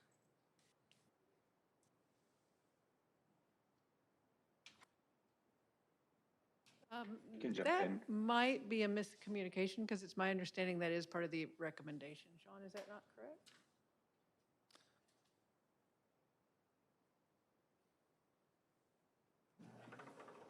Yes, through the mayor, the funding is coming from the Still Creek Rehabilitation and Enhancement Fund for the work associated with Still Creek. Okay, it just says in here the estimates described are not included funding allocated to engineering work on Still Creek. So maybe there's some work that I think is 250 grand, the smaller amount, but the actual engineering work is said it's not included in the components. I'm just wondering, recognizing that there was a study years ago and we still have a lot of phases of that work that has not been completed to date. So I'm just wondering where we're at in that kind of phased approach to ensure that we can support one of Vancouver's last, other than the creek in Musqueam that's doing great work, and I appreciate the team down there. This is one of our last ones, and we've seen salmon over the last 2 years finally come back, and so for me, it's really integral that this creek does have the funding to support this work. As well as another question while we're waiting, Yep. in the transportation components, it doesn't talk about the Blue Way as a really important greenway strategy that's supposed to go through this region. So I'm wondering how come that, which is approved at the metro level as well, is not included as a transportation study. Thank you for the questions, Counselor. We are getting some information from our engineering department. Yeah. And what Jimmy's telling me is the hydrological modeling work is being done with other funds. This work, the funds that are included here for the enhancement plan to be updated. Okay, so those will be updated and the other funds are coming from a different source. Yes. Okay, thank you. That's important. Appreciate it. Good, Councillor Weep. Is that it? Everything. Yep. Okay, thanks very much. Okay, that's it for questions or debate, Council. So I'll move us to a vote.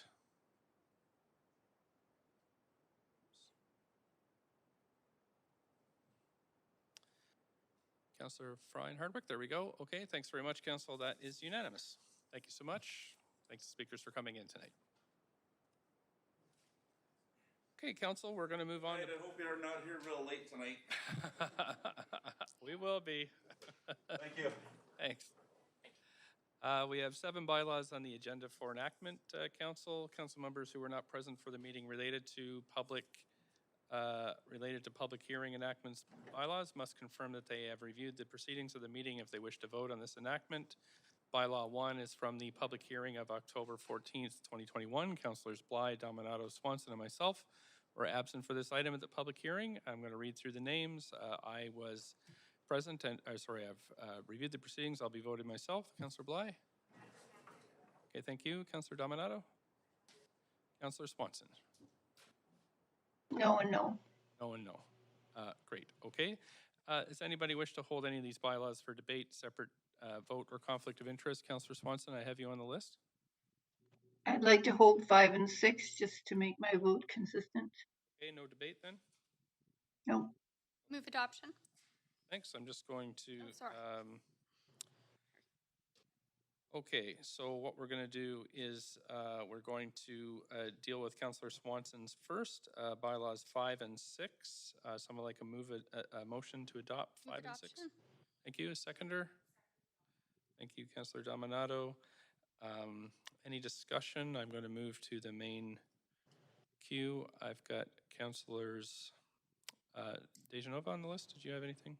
No, I can't take myself off. Okay, Councillor Hardwick, did you have anything on this? I was just confirming that was 5 and 6? Yes. Thank you. No problem. Okay, so I don't see any debate, so we'll call a vote on this one. I'll try yeas and nays first. All in favor of, no, I have to actually call a vote because Councillor Swanson will be voting against. So if you'll vote on these, number 5 and 6. Councillor Fry, there we go. Councillor Dejanova, there we are. Okay, thanks very much. That has passed with Councillor Hardwick and Swanson in opposition. We are going to move now to bylaws 1, 2, 3, 4, and 7. 1, 2, 3, 4, and 7. Can I have a mover? Okay, I heard Councillor Dominato, seconded by Councillor Wiebe. Any debate on these 1 to 7? 1, 2, 3, 4, 7. I don't see any, so I'll try yays and nays. All in favor of passing these, yay. Opposed? Yay. Opposed, nay. Okay, those have passed. Thank you so much, Council. We are next on to 4 administrative motions. The first one is the approval of form of development on 263 West 49th. Anybody wish to declare a conflict of interest? I don't hear anybody. Are there any questions to staff? Please put yourself on the queue. I don't see anybody. We have a mover, Councillor Kirby-Yung, seconder. I saw Councillor Bly next. Any questions? Councillor Swanson, do you have questions on this one? No. Okay, that must be left over. Okay, we're good there. Thanks so much. I'll just do yays and nays. All in favor of this, say yay. Yay. Opposed, say nay. That's passed. Thanks very much. Next is the approval of form of development of 825 Commercial Drive. Any conflict on this one? Questions to staff? Oh, someone like to Move move. adoption. Thank you. Councillor Dejanova, then Councillor Dominato. Any debate? Go for a verbal vote then. All in favor, yay. Yay. Opposed, nay. Yay. Nay. I have a nay. Okay. Yep. I'm going to move to a recorded vote then, please. The vote has been triggered. And that has passed with Councillor Swanson and Hardwick in opposition. We go to item number 3, which is the approval form of development 485 West 42nd Avenue. Any conflicts on this one? I don't hear any. Move questions? adoption. Questions to staff? Sorry. That's all right. No questions to staff, Dejanova? Councillor Dejanova? Nope. Okay. Okay. There's no questions to staff. So we have a mover, Councillor Dejanova, a seconder. Councillor Bly, thank you. Any discussion, Council? Nope. Okay. All those in favor say yay. Yay. Opposed say nay. Nay. Okay, we'll have a recorded vote on this one.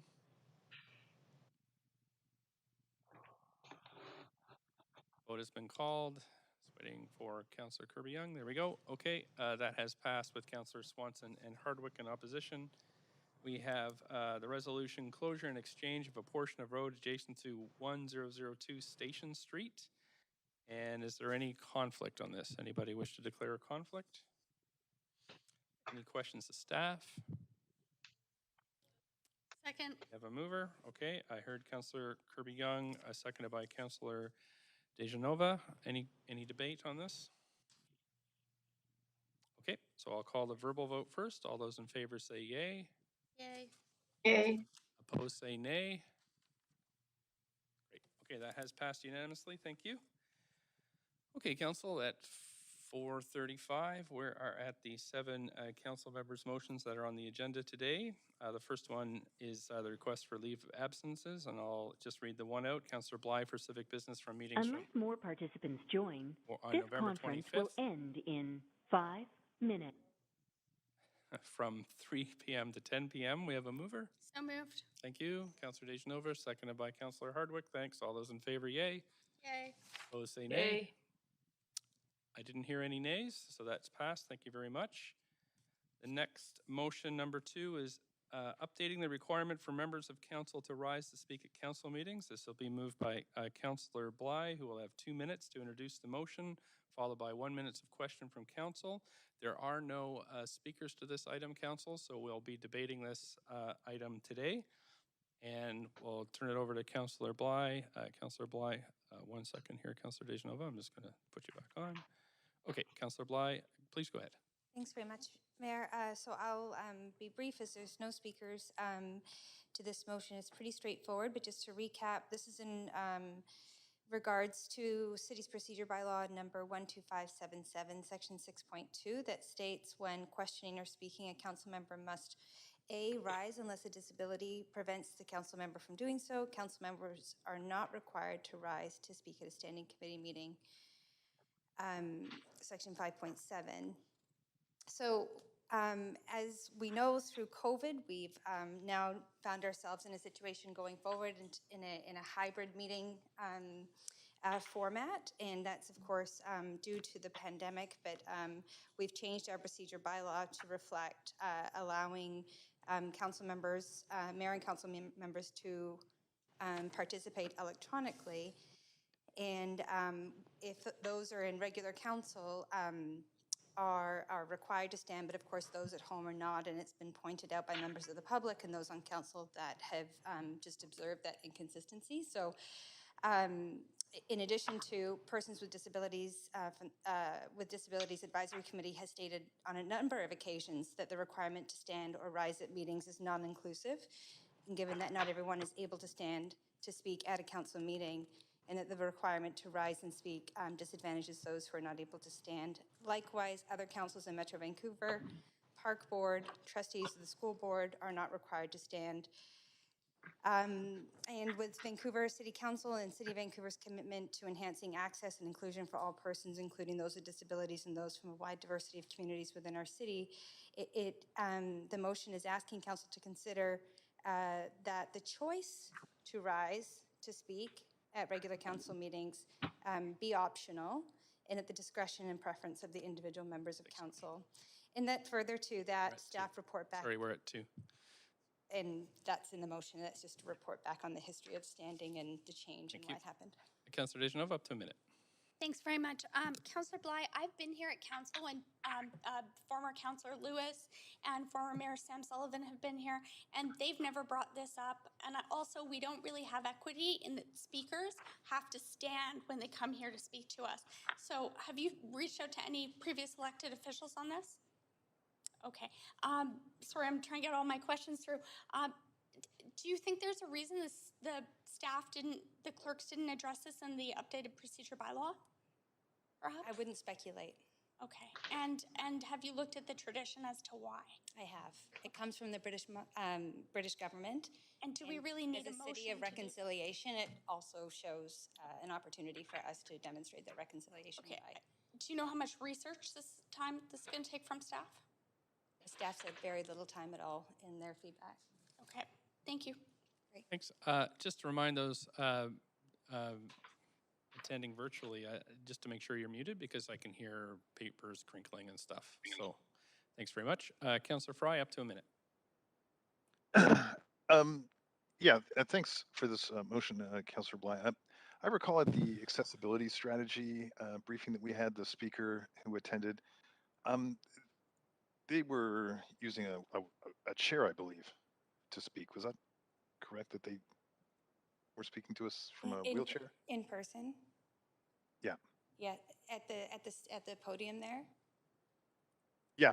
So That's this correct. does come with, the intent here is to also provide a bit of an accessibility lens to. Absolutely, and I think the flexibility and choice is really the sort of point of this motion, not to be prescriptive, just to provide options. Okay, great. I thought that was the intent. Thank you. Thanks, Councillor Hardwick. I just wanted to confirm that this would not prevent council from standing should they determine that they want to. Absolutely not. That's not the point of the motion. I think that's the key point. Thank you. Thanks so much. That is it for questions. Thank you, Council. So would someone like to second this motion? I'd like to second it, Mayor Fry. Okay, actually, I heard Councillor Dominato first, so I'm trying to close my eyes and just hear people to make it fair. So it has been seconded. I'm going to move to the debate queue.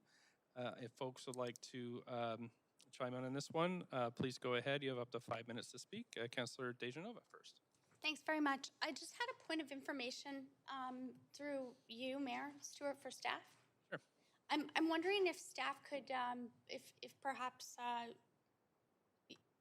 could address the question as to why this wasn't considered in the updated procedure bylaws or the many updates to the bylaws that I've seen. I mean, we had a recent one. We've had them before. They've happened over the years. We've had elected officials who have had disabilities. It's never been an issue. So I'm just wondering why this hasn't come forward from staff before. Thanks. Perhaps that we can start with the city manager, but it might be the clerks might also want to respond. Yeah, thanks. Through you, Mayor Stewart. Yeah, I'm not aware that this issue has arisen in recent years or come to staff's attention as something that we would have brought forward to council. I mean, we can certainly go back and look at whether this issue had been canvassed in the past, but offhand, I'm not aware that it had come up. Unless the clerk has anything further to add to that. Doesn't look like it. So.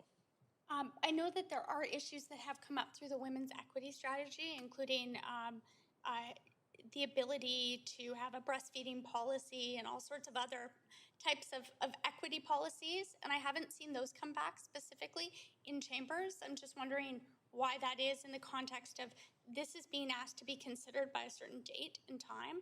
So I'm wondering if staff could share when those updates will be coming forward, as this work, I suppose, would go ahead of that, considering the date and time consideration given to it here. Yeah, I'm happy to follow up through Mayor Stewart on any other outstanding issues around the procedure bylaw. Of course, this is a motion that was not drafted by staff, so I can't speak to the timing around this particular motion. We don't believe that this involves any substantial amount of work for staff. I do have some concerns that we're dealing with one small thing at a time instead of looking at an overall accessibility strategy. The fact is that someone can come in here in a wheelchair and we can lower the podium, but we don't give other people with mobility issues an option to sit when they speak to us in council. I think that there's other issues that need to be addressed. I can share council. I've said it many times. I've written it in op-eds. I had to beg, plead, and sometimes I was not heard when I needed to breastfeed my newborn baby who I brought here when she was 10 days old. And I would miss out on votes or opportunities to ask staff questions. So while I do consider this looking at overall accessibility, how are we supposed to reckon putting this before other types of equity and policies? And staff can say it's only a little bit of work, but it might only be a little bit of work to implement the other changes to the procedure bylaw that would allow for that. So I'm going to listen to other comments and consider it carefully, but I do want to thank Councillor Bly for bringing it forward. As a former liaison to the Persons with Disabilities Advisory Committee and as someone who for many years has worked with the disability community to build accessible housing for people at $375 a month. I certainly see inclusivity and accessibility as something we need to champion here at the City of Vancouver, but I think it needs to be for everyone. Thanks. Thank you. Councillor Boyle, up to 5. Thanks very much. I'm happy to speak in support of this motion. I think it's thoughtful. It, as we've heard from staff, doesn't take a lot of time. It's a small change that's an important part of both symbolizing the work that we're doing around accessibility, but also hopefully making a noticeable difference in the books for folks down the road. Of course, many more changes need to happen in terms of deepening our accessibility work, but I don't think any of those are a reason to not make this one small but thoughtful and important change. And so I will thank Councillor Bly for bringing this forward, the Persons with Disabilities Committee for having identified this as an issue previously, and I just think it's a small change that we can certainly make and support and continue to stand if we so wish, but not requiring it of folks. Councillor Kirby-Young. Yeah, thank you. I also really believe in making our council meetings more accessible in a number of ways, not just physically accessible, but that people feel welcome and able to participate at those meetings. So I appreciate the spirit of this. Having said that, I also really appreciate and deeply respect our democratic institutions. And I was thinking recently, heading into this council meeting, the different places that I had been recently where you are encouraged to stand if you're able to, and what that represents. And so everything from something as symbolic as Remembrance Day, for example, when we are singing our national anthem, Some places of worship, depending upon different faiths, some cultural celebrations encourage people to sort of stand up and raise their hands up together. And there's a lot of symbolism to that. And I do think generally speaking, and I support this, I just want to be clear, I do support this motion and I support the accessibility component. I also want to say that I think that we have a role as council to continue to respect our democratic institutions, because I think that's being whittled away a little bit in our society currently. And sometimes some of these practices are not good constructs and should be done away with. And other times they are actually based, I think, on sort of well-intended principles of trying to convey that respect. So I like the fact that it retains in the motion the ability for council members to choose at their discretion if they would like to rise. I also think, honestly, from a health perspective, it's nice to stand up because we sit for such a long time. That I think we've all learned how important that is during COVID, and sometimes we've had particularly long meetings. So I will support it, but I'm glad that we are retaining the option to stand. Thank you. Thanks very much. Councillor Fry. Yeah, I want to speak quickly in support of this as I'm sitting here suffering from a sprained back from a roofing incident, trying to address a leak. I appreciate not having to stand to say this. And I think that while some of the democratic institutions are, of course, important, I don't think this necessarily is one of them. And I think it's a somewhat anachronistic kind of approach I think giving the option to stand to speak is great. Giving the option to not have to stand if you don't is also great, because at the end of the day, we're here to govern. We're here to make sound decisions, and whether or not we're standing or not. So appreciate this coming forward, and I support. Thanks. You, Councillor Fry. I don't see anybody else on the queue, so I will call a vote on this.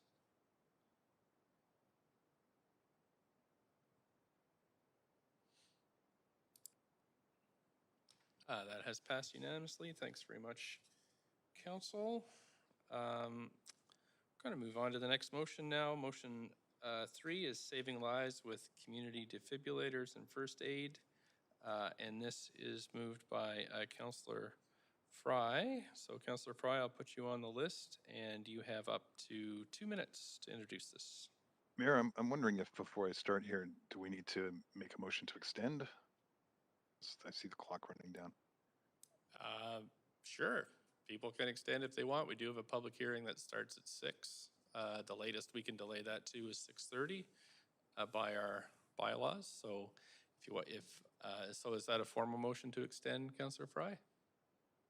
Yeah, I'm making a motion to extend to complete the the introduction of the member motions and. So the whole business then. A point of procedure on that, Mayor, if I might. I just have to wait for the motion to be finished. So what's the motion then, Councillor Fry? Motion to extend to hear the council member motion introductions and notice of new council member motions. So that really takes us to everything but new business inquiries and other matters. Is that what you're extending to? That's what I'm suggesting. Okay, yeah. thanks. Or actually, well. Okay. Sorry, and then I just remembered we had an urgent new business request. Yeah, so we had a little problem with this the other night, Councillor Fry. So if you do want to make such a motion, you'll have to submit it in writing, because I think that's kind of the new rule we have to follow since we had problems the other night. So Sure. So you know what? I'll leave it to somebody else to submit it, because I'm sure somebody else will, and I'll just get on with the business of reading so we can keep moving things along, if that's okay with you, Mayor. So up to 2 minutes for you, please. Did you? Anybody else have a? Yeah, I had a quick point of procedure. Okay. I had understood that there was a recommendation coming from the clerk as to how and when we could complete the business of council. We could. Sorry, I can't hear you. I understood would be a recommendation coming from the clerk as to how and when we could complete the business of council. I haven't heard of any such matter, so I'm just moving through the agenda.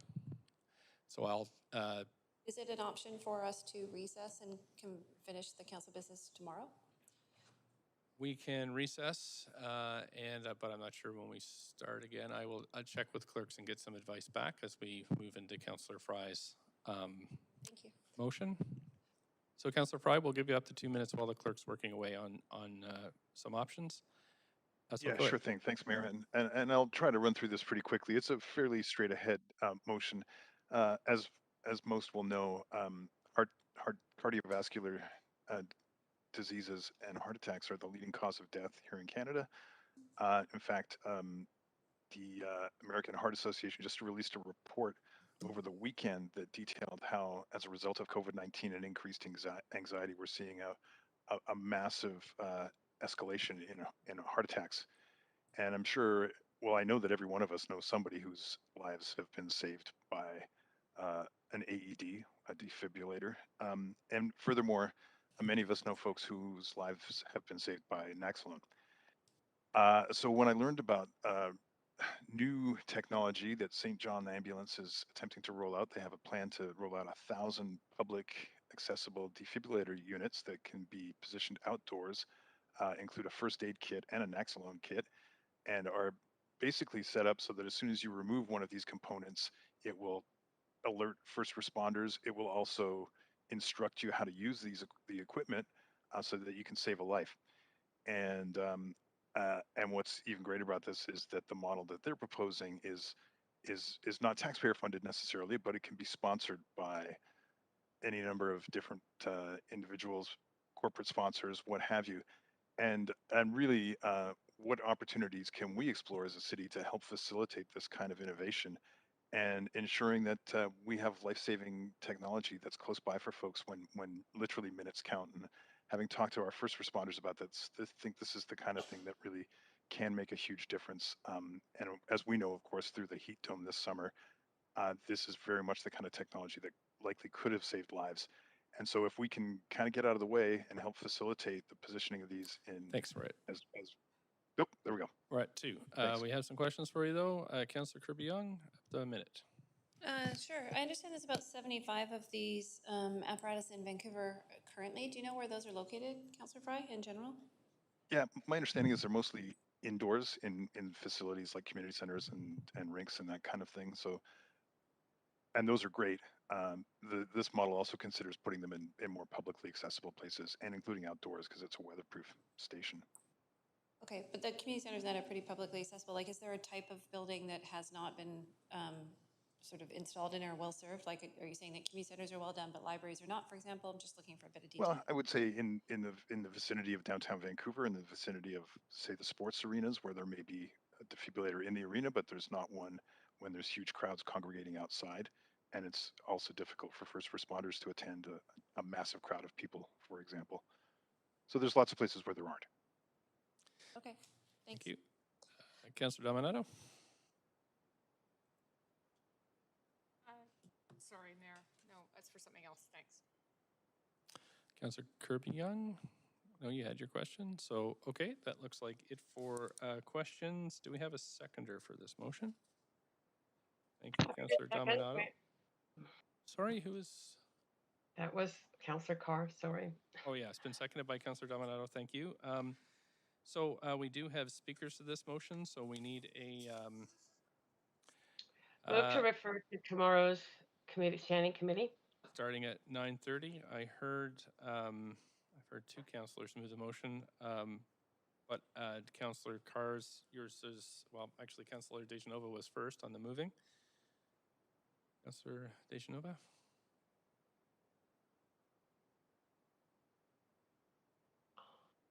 Okay, thank you. We have a seconder for that. Thank you, Councillor Hardwick. Councillor Carr. I heard Councillor Hardwick first, thanks. All those in favor say yay. Opposed say nay. Okay, that's referred to tomorrow. Second motion from Councillor Fry is supporting crisis centers. Point of procedure, Mayor, just because we're at almost 5 o'clock, so we will end. Can I move to refer the rest of the council business to tomorrow, November 17th? Yep, we're going to need it in writing. I do have 2 motions sitting here in writing, but nobody's moved them, so 3 actually. So, so motion number 4 is supported crisis centers, supporting community needs. The motion is moved by Councillor Fry. Councillor Fry, you have up to 2 minutes. Yeah, and I will keep this really brief because I see that Councillor Bly has a proposal she's put forward to extend. This is in response to concerns from the BC Crisis Line Network, and that with recent funding that's come from the province and an interest to consolidate the crisis line management, that it will open up crisis lines to an RFP that could potentially see local crisis lines lose out in favor of the giant multinationals that are currently providing crisis intervention type tools by subscription. And the real danger with this, of course, is that with a lot of these big multinationals, for interests of insurance liability and expediency, they will often refer crisis calls, suicidal calls, to first responders like police. And that puts a huge burden on local governments, and especially at a time when this council is committed to not using police necessarily for mental health issues and trying to move away from that. So this is an advocacy piece. That's it. Okay, thank you. Councillor Boyle, you have a question? Yes, I'm just interested. I know this has been a conversation for the last few weeks. If other local governments are considering other similar advocacy pieces or other advocacy groups who are joining their voices on this.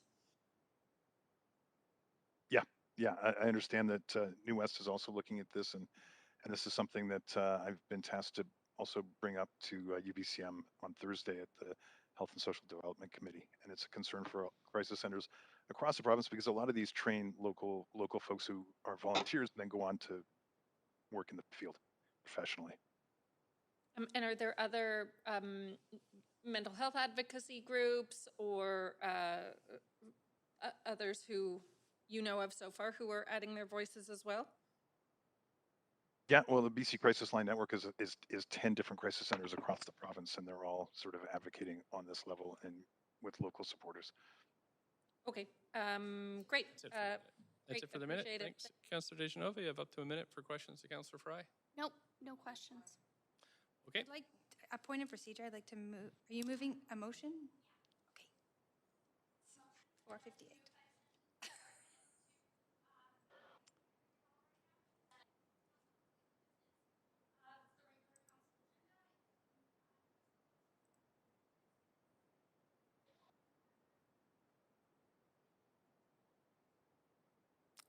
I think that's in order.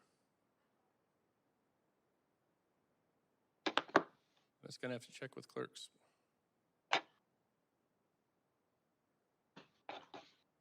Mayor, if I still have the floor, can I make a motion to extend?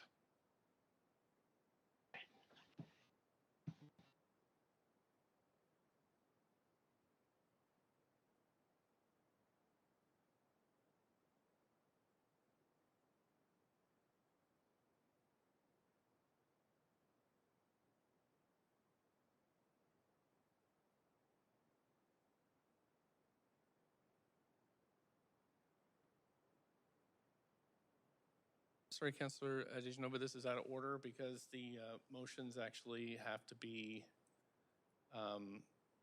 moved and seconded and then sent to the standing committee tomorrow. With those with speakers. Point of procedure. Councillor Carr. Councillor Carr?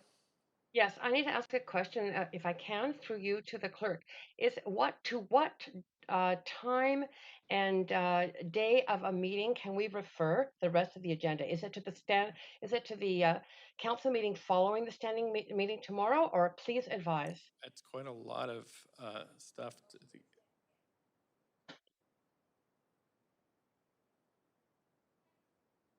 Hold on a second, Council.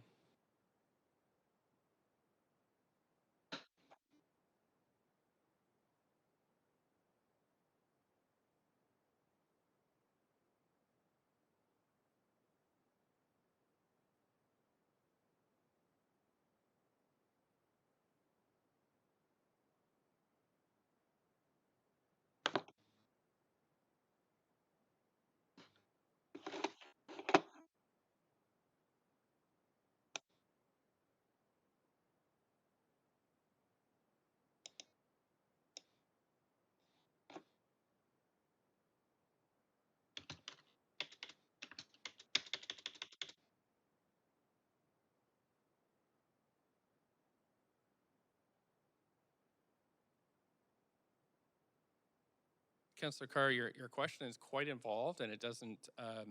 There are so many different parts that can be sent to some parts of the meetings and not other parts of the meetings. So, for example,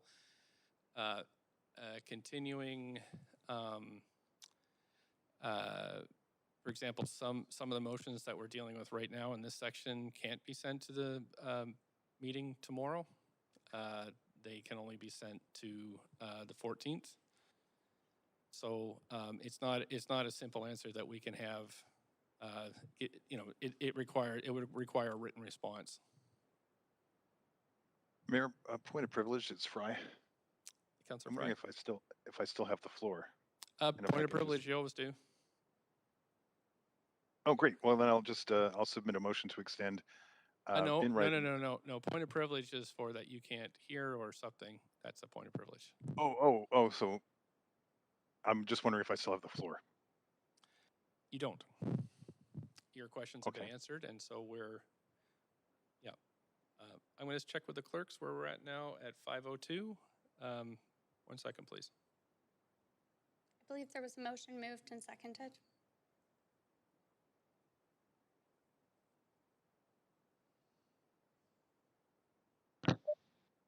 No one else has a motion. I've just sent one in. Oh, I think there's lots of them.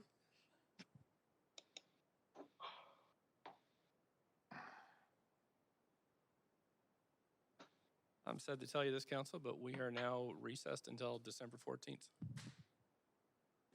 So we can, get an explanation from the clerks as to that, but here we are. Okay. So thanks, and we'll see you in the public hearing tonight at 6 p.m.